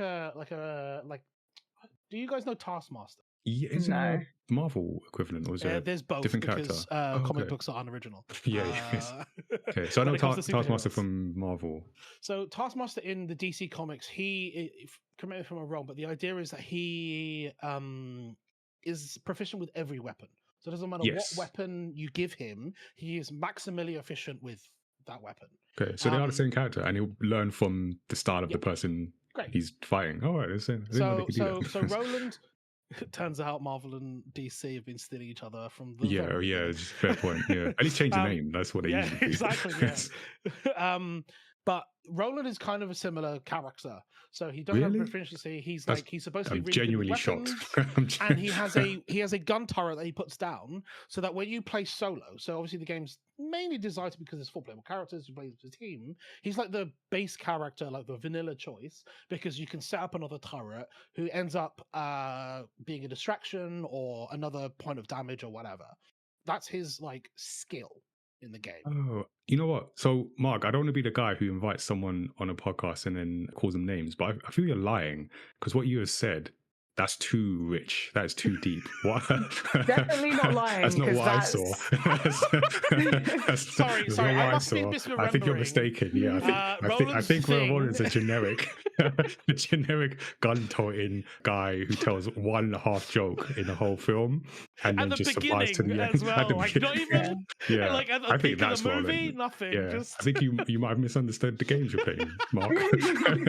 I guess I was too busy listening to Ace of Spades. Yeah. For the 10th time in a row to really get that. I don't know. Like there's so much that you could just copy and paste from. And I know we say that a lot of movies, like with the Assassin's Creed movie, for example. I think as somebody who enjoys games, who enjoys Assassin's Creed, I actually don't think that you can copy and paste a lot of the stuff from that into a movie because there's a lot of subtle gameplay focused stuff. Like a lot of games like that, stories written after the gameplay mechanics are introduced, so they kind of have to like retcon some stuff for story. I don't think Assassin's Creed is the same, but here I think it's one of those things where you have lore to draw on. You have lore to, like we talked about it when we talked about the Last of Us episode. You have so much to draw on and improve on. There are moments in I've started playing that game, by the way. It's a pretty good game. We need to do a recap. We need to do a recap episode. But there's so much to improve on the base story. Like if Roland's going to be the soldier, let's talk about why he defected, because if he's so capable, if he's so skilled as a soldier, why did he sell his skills somewhere else? And in the movie they actually take stuff away, and it's subtraction by subtraction, because the final movie there's nothing, and it's like Moxie. I love Moxie. Moxie is such a great character, right? In the games. Because the whole disclaimer of this is like in the games, just in case anyone. Because she's a bit of a seductress in the game, but she's a schemer, and she's manipulative, and she's brilliant, and she's a gun-toting lady. But in the movie, she's just a southern mum with a heart of gold. That's it. There's nothing else there. Like she's such a fiery character. And like, by the way, she keeps like a known, but like everyone knows Moxie. No one in the universe of Borderlands does not know Moxie. She runs the best bar ever. Yeah. Like I kind of got that's what they were going for, but you see it for like a minute and like it's her rules. In her establishment, you play by her rules. None of this. She wouldn't be like even talking to the they wouldn't be allowed in the Crimson Lance. They wouldn't be allowed in. They wouldn't be like just. And if they would, it would be like if you're in here, you drink on my rules. Like it is her domain, and everyone respects Moxie. Like, just... and then in the movie, she's pretending to be a grass. She was just not even bother pretending. Yeah, and she wasn't even bother pretending. No, she's a really bad liar, actually, in the movie. She would scheme, but like the way, not like that. It would. I think they should have just left Moxie out of it. They really could have. Just left her out. What would have changed to make her just a generic that character. Like everything you said, nothing was brought into the film except the appearance. I imagine the appearance was similar, the same.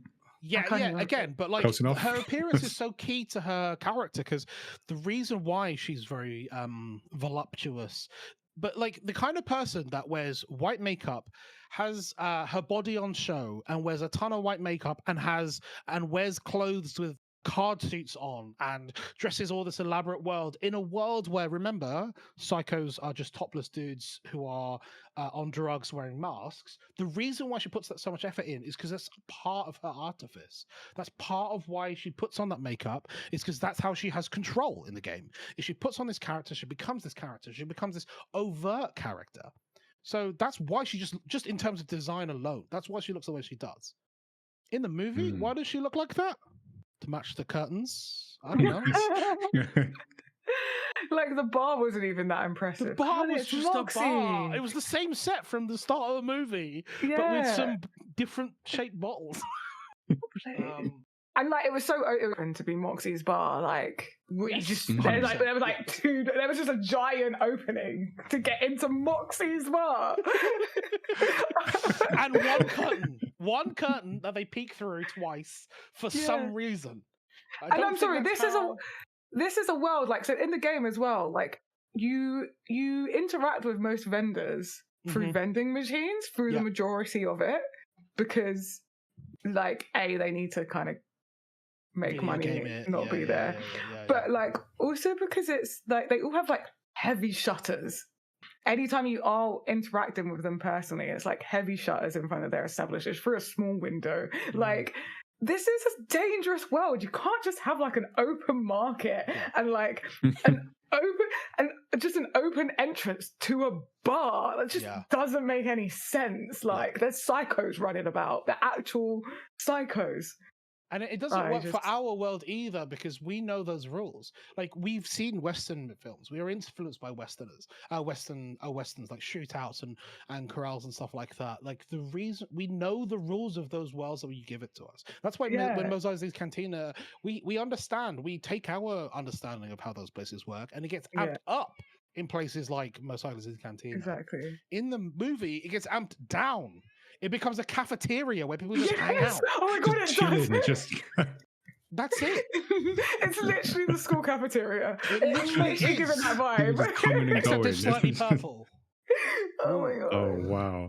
So all that means we get to an ending that just does not hit, and you can see them trying to do things that might have some emotional resonance had they set anything up earlier on, because we get to the end of the film, and the end of a film, end of a story, you know, the tension is high, emotions are sort of getting more intense, whatever that means for the story. We're getting those increasing stakes, the conflicts, the challenges faced by the characters, but this all feels like just so disjointed, if you couldn't tell, by the way. So we're not getting the clear character motivations. The action scenes don't hit because there's no kind of meaning behind them. We're getting like the world's dangers are told rather than shown. So then the final twist is that Lilith is what's the thing called? The Phoenix? I'm going with the Phoenix. I'm going with Phoenix is better Phoenix. than the film. She's the Firehawk. Yeah, that's it, the Firehawk. Which is okay. That's a twist, but the way they've done it, because like she just so happens to get the key, and I guess that was a thing. She was linked to it, but the way they did it, I just knew where it was, and there's no explanation.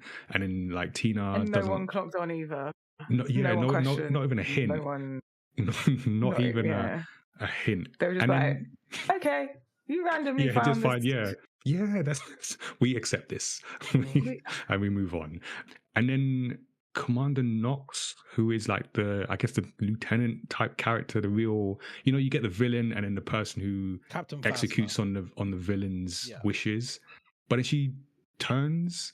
I'm like, first of all, like, who is she? what does this matter? It doesn't make like, that ending was so weird. Why did she turn? Like, there's nothing that's like all of a sudden now she's like, this is too much. Like, what? Yeah, what? but also this was the thing. She was like, I'm actually just going to I'm finish out, guys. the thing, Yeah. but actually, Yeah. I've got a dish in the oven, so I'm Yeah, just gonna go. wrap this up. But I think Like, there was zero reason for it. Like, you were chasing down the child and you drew the line. Like, what? you what drew did the you- line on, oh, the child might die, even though But your what job did you was to kill think? the child. Like, I don't Yeah. understand. What? I Yeah. So I just had more question marks for that. So that's what happens. So that's and then they get to the vault, which is, I don't know what. just don't even get me started.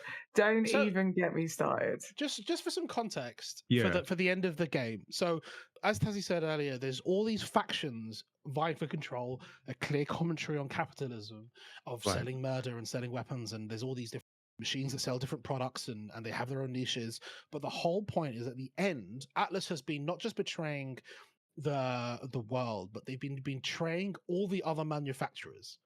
So on a surface level, Atlas equipment is just a slightly fancier version of every other person's equipment versus Okay. Dahl versus Hyperion or whatever.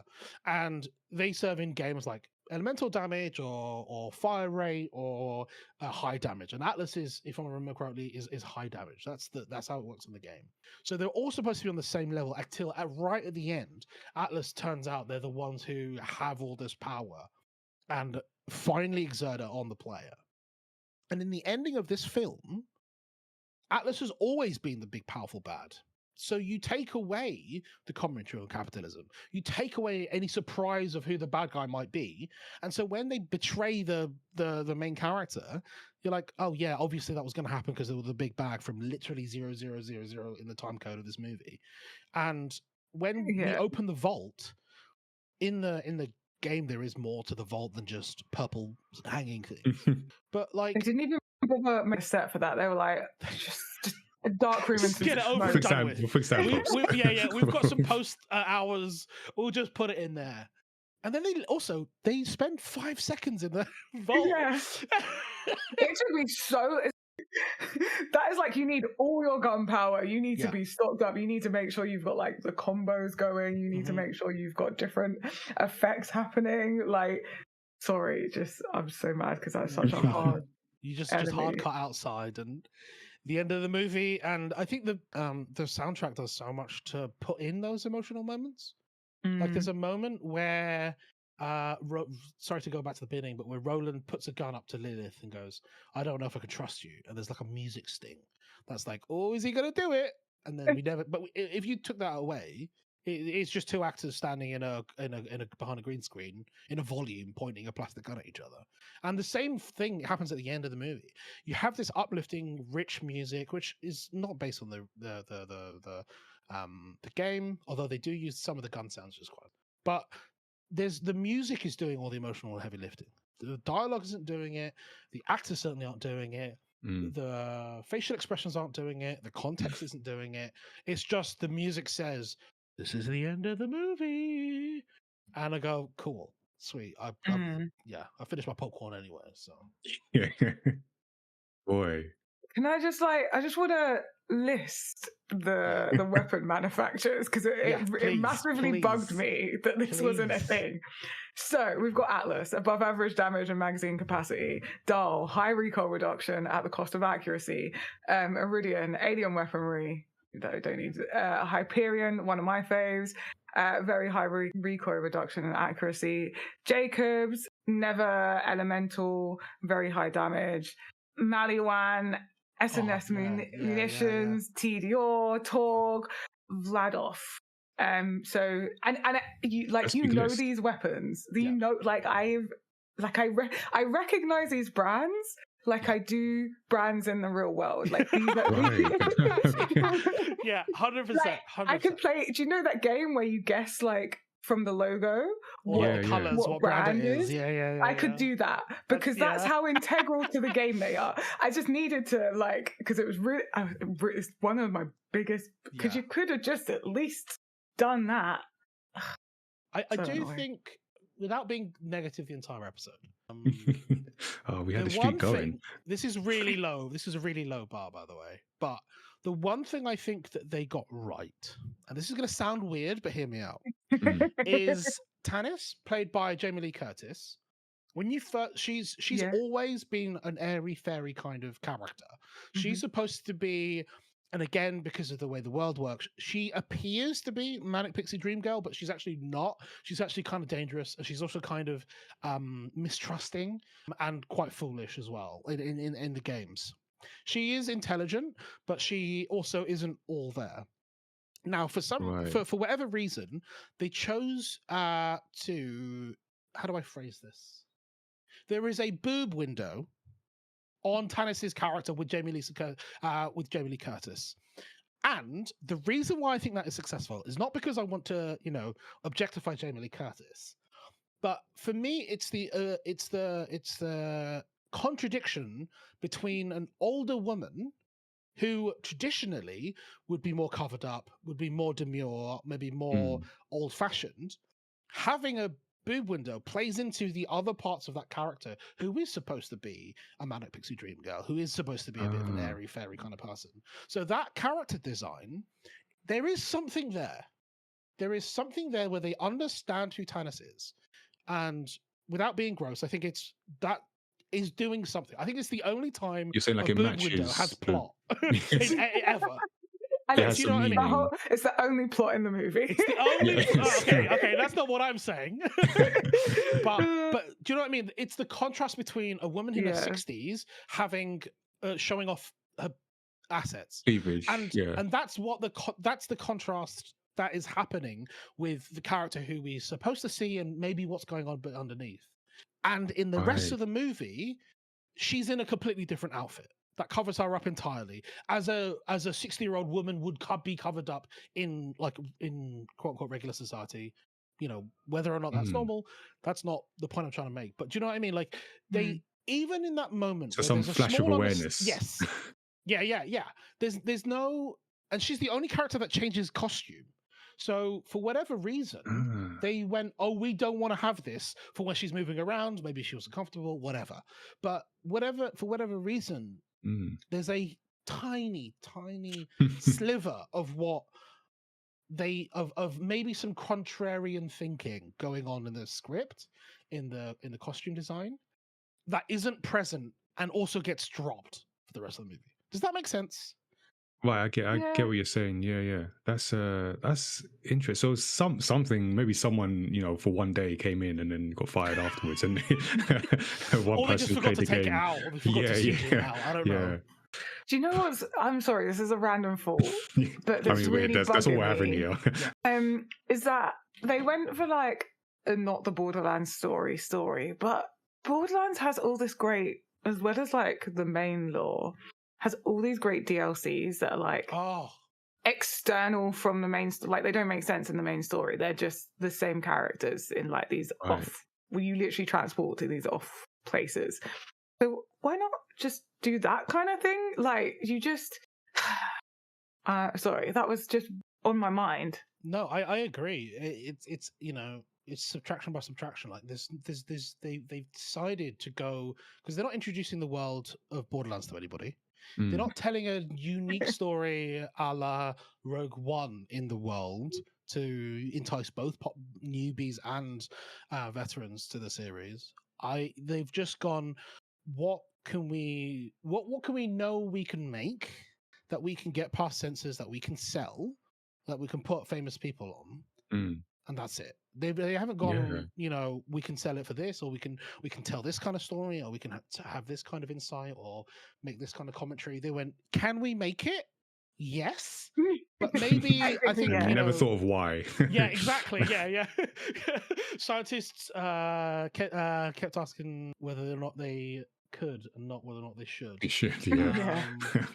But I think, hearing what you were saying about like the difficulties in production, the difficulties in script, Craig Mazin, a fantastic writer, and having somebody like that walk away from a project is a bad. That says, says all you need to know. I guess that is So that's what we get. I mean, we've spoken about the characters. I don't know if there's any that I feel we've spoken about everyone, but one thing I will say, just to maybe remind us, we've got some like Oscar winners, BAFTA, Golden Globe winners, and I mean that's like just Jamie Lee Curtis. I mean, like Cate Blanchett she won 2 Oscars. So it boggles the mind. Have that range of like talent, and say we were about like Kevin Hart and his dramatic acting ability, but there's all people that have done things and are capable of more. Basically, they're capable of more. So it's such the only word I can think of is just an indictment of like the whatever it is, the script writing, the post production, whatever. I don't mean that like personally. I know I can imagine the talk around this film, and when things are bad, when games are bad, when things are people are quick to take it personal. I feel none of this is personal. It's just we know these people are capable of more, and the source material, as I'm now learning from listening to you two, that there's more. So just it boggles how you got to this. You can't just throw people at something and be like, yeah, it's going to work. There's more to consider, especially when you're capturing an existing property. And I feel like the only thing that's like perfectly accurate is how Claptrap looks, because that was like, that was if Claptrap was real, that is exactly how Claptrap would look.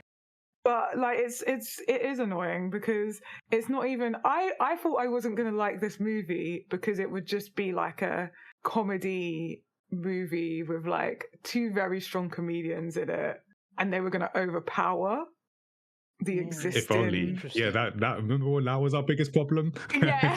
Now I'm like, I wish that was the problem with the movie. It was just this was like very generic white label film. Yeah.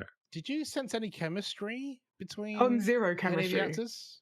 There was no chemistry. They might as well have been acting like independent, but it might have been like animated and you like recorded your lines separately.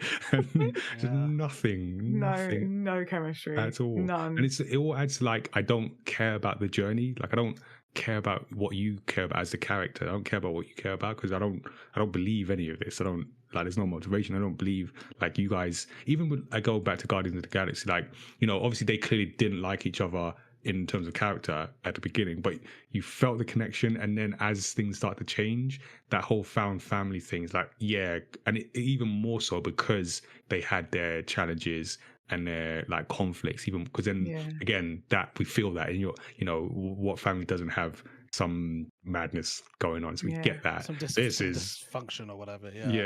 I didn't even get any like strong hate or like I didn't even like Alice didn't even feel like he cared that much about his villainy. That was just such a weak some dude who just like has this wrist thing that controls the like you don't scare me, guys. I didn't take him seriously for one bit at all. And then because when we usually end these things, I usually like to end on theme because I like to pull out like themes, and this is like pulling blood from stone. Like, I got nothing from this. Like maybe something about sort of father-daughter relationship thing, but then also just cross that out because we don't even see like Atlas and Tina in a scene until the end. So cross that out. They're not even the same shot. They literally, it's always a shot reverse shot when we see them until they're at the end. So cross that off. Maybe something about returning to your hometown to make things better for Lilith. I don't because who were you making it better for? It really weren't that. And why was it so bad in the first place? And it was a thriving town. I'm sorry, we went into like a market. It was thriving. It was fine without her. Because she has this line, and I made a note. It's like when she's going back, like scavenger kids barely scraping out a living, psychos, murderers, gangs you don't ever want to return to. And I'm like, that's where I live. Like that's like 60% of London boroughs. What are you? Those kids did not look at risk. Like they just did not look risk. They were just did not look scared. What's worse, psychos or roadmen? Like let's have a fighting game of that. Yes. I know who I'm backing. Like,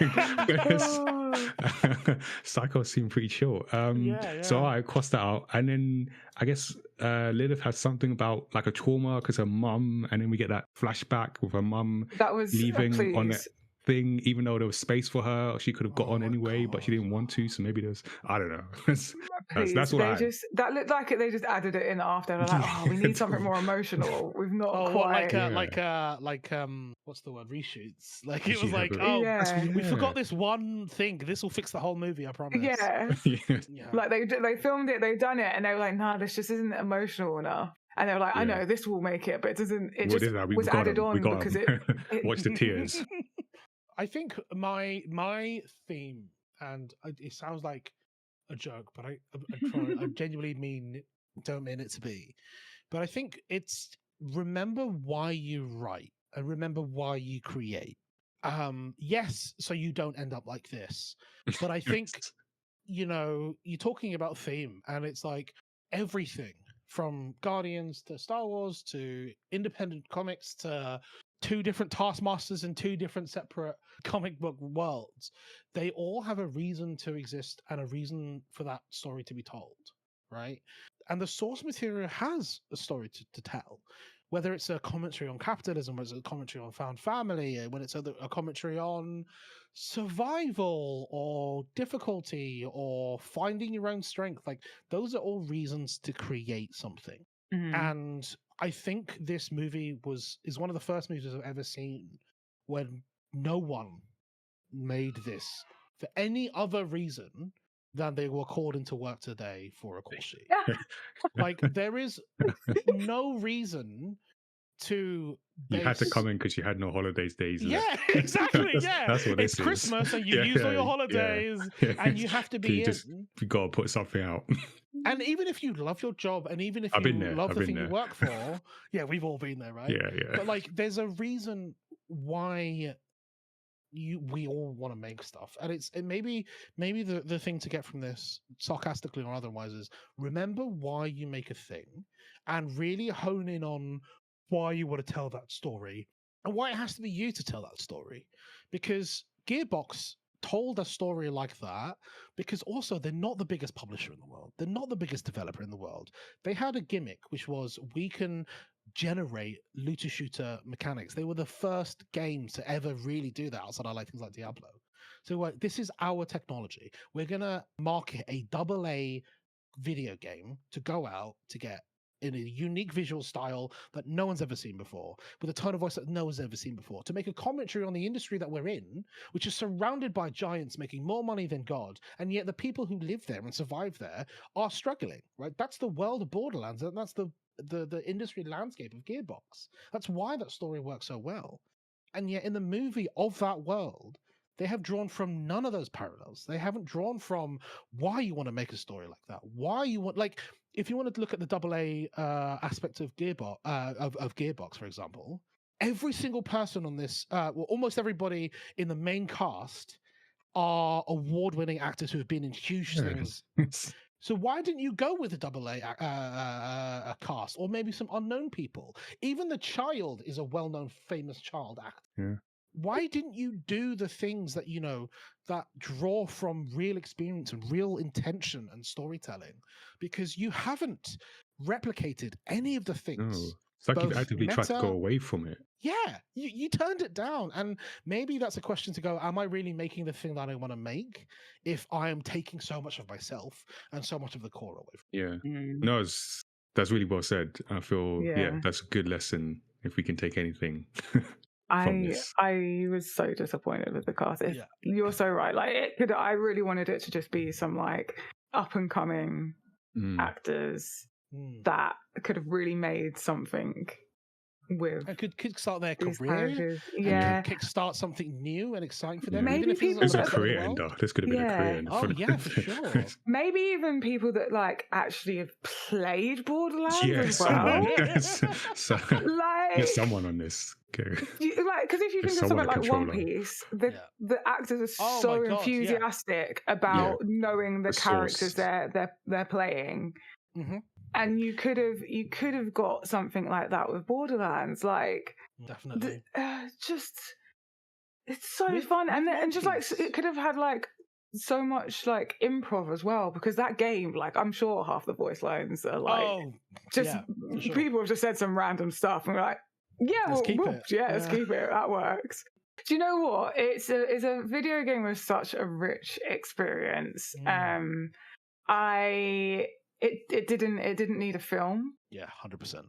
It could have done with a TV show. I feel Yeah, I like was thinking that would have been a better show. like Yeah, an anime Interesting. maybe. Okay, anime, I'm fully on board on. Yeah, give me that. I would like Yeah. that, please. yeah. Yeah, Give me an anime. but not a film and not like this. Like Not like not like this. this. Because now, do you know what you've done? You've put people off Borderlands. People that Yeah, that's true. haven't heard of Borderlands before This is and what they will might have been, associate.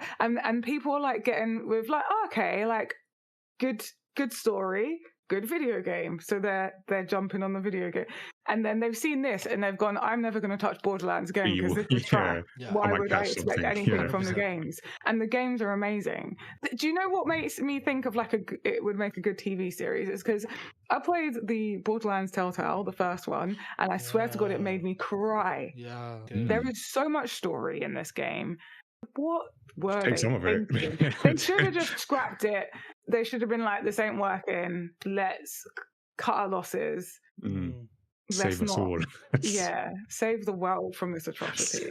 This generic, sorry, not atrocity, generic Generic. white Yeah, label. 100%. They could have, do you know what? They should have been like, we're going to cut our losses. We'll just sell this genericness to someone else and not call it Borderlands. Yeah. Would have been great. Can I round out with a few Letterboxd reviews? I'll just quickly run through Oh these. my god, yes. A few that Give it stood to out. me. I need it. So from Letterboxd, at what's this? Matt Singer says, after a bunch of respectable video game movies recently, it's kind of refreshing to see this one consistently junky. Nature is healing. Yep, because that's what nature does. David Chen says, I feel about Borderlands what you'd feel if your local middle school put on a play version of a popular video game. Is it any good? No. Are there massive, obvious problems that are occasionally baffling? Absolutely. Is there anything of artistic redeeming value? Not really. But do you appreciate that everyone got all dressed up and put on a bunch of effort? Kinda. And I feel Jake Petrosky perfectly round this up. We have Guardians of the Galaxy at home.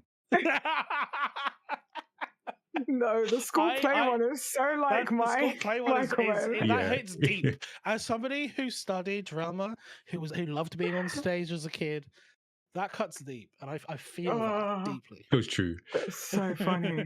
So that is our discussion.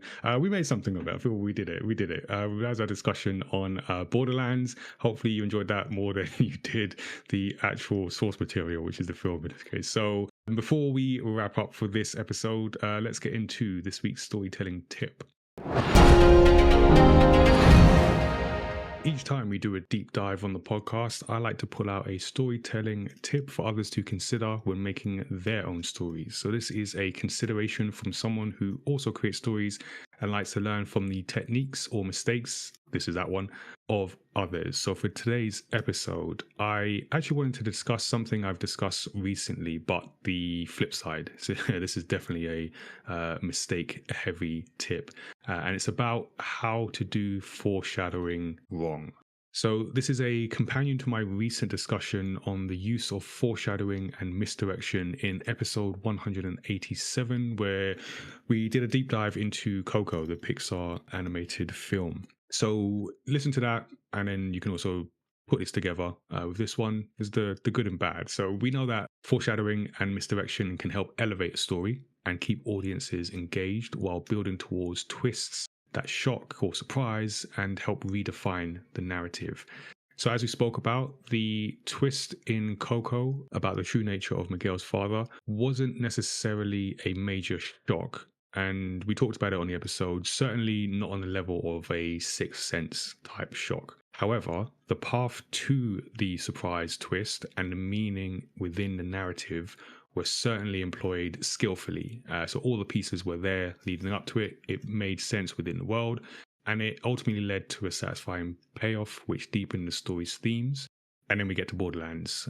So as we've tried to do some points in this, we're taking the opportunity to learn from mistakes. So when it comes to this kind of thing, foreshadowing, misdirection, when mishandled, it can leave audiences feeling cheated or confused or just emotionally disconnected from the stakes of the story. And I feel that perfectly describes what happens with Borderlands. So we see poor setup, inadequate character motivations, and those can leave twists completely ineffective. So it's important to understand how to avoid these traps. We've spoken a lot about the failings, the many, many failings of Borderlands. And hold on, because I'm going to do a little bit more.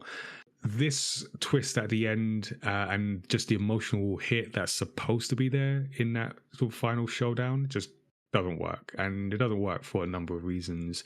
So we get a lack of themes. So any kind of misdirection leading to a twist should be about reinforcing the themes of your narrative. But Borderlands does almost zero work in establishing any kind of meaningful themes. It means that any major reveal becomes a distraction to the ending of the film and eventually being released from the cinema. And nothing more. We see unsubtle clues like the moment when Lilith knew where the key for the vault was intuitively, but we don't really get that. She just stumbles on it. She knows where it is, and no one really questions. Proper foreshadowing should be woven into the story so that in hindsight, the twist feels inevitable. But because we had not been properly exposed to the key outside of some exposition, Lilith's discovery was anything but subtle, and the lack of subtlety was doubled down on with that flashback later on, which is big red arrow pointing to the clever foreshadowing. But the meaning just wasn't there, and audiences can't feel any reward when they see the clues fall into place when it's done like that. And then we have twists that don't serve the plot. So the idea for the twist, it should propel the story forward and deepen character development. The twist should serve the plot, but should not be the plot. And one key example is the key. But there are many instances in this film just doing things just to get to the next stage of the plot. So, for example, the reveal of the relationship between Lilith and her mother, which didn't get, or the one I mentioned a little earlier, the turn of Commander Knox at the end felt more like the next thing that needed to happen in this film rather than something meaningful to the narrative. So you really want to avoid doing that, basically. This whole tip is just avoid doing that and avoid introducing a twist just purely for shock value. The twist must serve the plot and feel earned through character motivations and actions. So here are 4 pitfalls to be aware of when working with foreshadowing and misdirection in your story. So number 1 is having a lack of thematic consistency. So if the twist doesn't align with the story's themes, and obviously you need to have themes for there to be something to align to, it can feel like a betrayal of the audience's trust. So for example, if you have a story about love and redemption that suddenly ends with a cynical and out of place twist, it can confuse or even frustrate the audience. Number 2 is overly contrived twists. So some narratives will attempt to shock the audience purely for the sake of it without laying the groundwork. And it's that part that really encapsulates what is being done in Borderlands. There is no groundwork being laid, and therefore any kind of twist doesn't really work at all. Number 3 is a failure to set up character motivations. So as we've spoken about, the characters do things and we don't know why, and we don't really care. So if characters are not clearly motivated, no amount of surprise can fix that lack of emotional depth. The audience needs to understand why characters are acting the way they do. Otherwise, the twist will lack any resonance at all.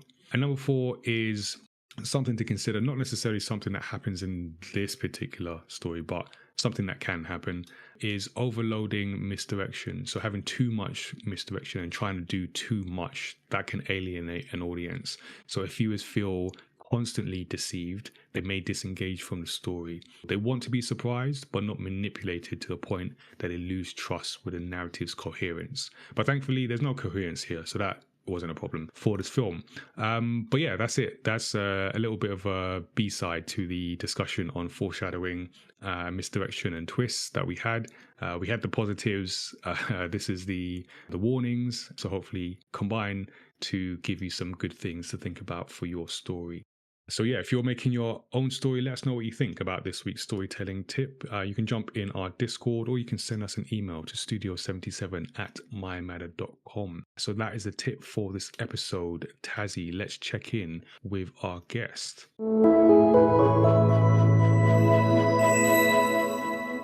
Yeah, yeah, Mark, we'd love to hear about what interesting projects or latest news you've got going on, and also where our listeners can find you online.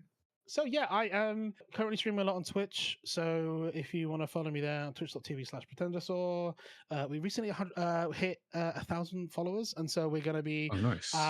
Thank you. We're going to be playing horror games all of October. So if you like horror games, we're going to be raising money for the Hoppy Acre, which is a rabbit sanctuary. I'm also a rabbit parent and love rabbits as well. So not sure how we're going to structure it yet, but basically, the more money that we end up donating to the Hoppy Acre, the more I will be terrified for my life. You can also find me on Twitter at PretenderSawTTV, where I post a lot of video game stuff. And you can also follow me on Instagram for my photography work, which is at Mark O Chung, MarkOucheng. If you want to see some of my photography, I'm a portrait photographer, but I also do lots of events. So you might see some of your favorite creators on there as well. Nice. All right. Thanks a lot for that, Mark. Thanks for joining us for whatever this was. I'm going to call it a therapy session. Yeah, I agree. Yeah, this was great. Thank you so much for having me. It's also nice to talk about a movie with people who also recognize how bad it was, so that I'm not just imagining things. Oh no, we're glad we can affirm that for you, and vice versa. Thank you. Thank you. And thank you to anyone who's still listening to us. You've made it to the end, and if you've enjoyed this episode of Story X Story, definitely make sure you subscribe to the podcast so you don't miss a future episode. Also consider giving us a 5-star rating and review, which is possibly at least 4.5 stars more than this film might have get otherwise. It all helps us reach new listeners and fans of story discussions, and we're also story creators ourselves. You can catch our titles from Samurai Chef to the latest series Through the Fog, and keep an eye on Origins Against All Odds, mayamada.com, and you'll see the titles there. And you can also join the Studio 77 Discord as well, and consider becoming a member to support the work that we do at mayamada.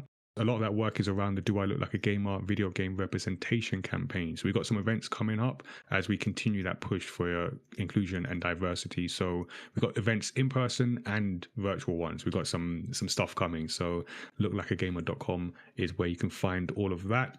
And as for the podcast, we release new episodes on Thursdays that include creator interviews, video game discussions, and deep dives into stories across pop culture like the one you have just heard. You can always give us a shout directly. Our email address is studio77@mayamada.com, and our website with links to subscribe is mayamada.com/storyxstory. So thank you for tuning in, and until next time, stay safe. And remember, if you're ever in a position where your teacher complains about your last minute, obviously patched together homework submission, just tell them it could have been worse. Take care, everyone.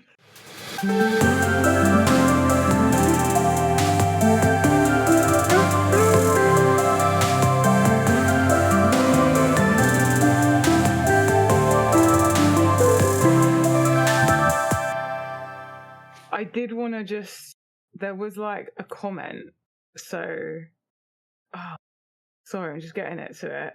So I don't know if you want to if I read it, sploose it in. Oh, where'd it go? What, like to read I've done okay. a post Okay. on my Instagram and got one response, unsurprisingly. And I actually enjoyed it. I don't know why everyone was hating on it so much. What? Yeah. I'm hold on. baffled. Can you check? Can you check and see if they're the parent of somebody who was in the movie? Can we just make sure that that's not happening? So I feel like this was one of the things. You know how I was pleasantly surprised that it was not a terror. It wasn't. It was something that I could put on, and it wasn't something I wanted to turn off. Basically, it was just generic. Okay. Movie. I don't believe it, but okay. Someone said it. I don't know, but yeah, that was the comment I got through my Instagram question. Okay. All right. I don't know what to do with that, but we'll put that in.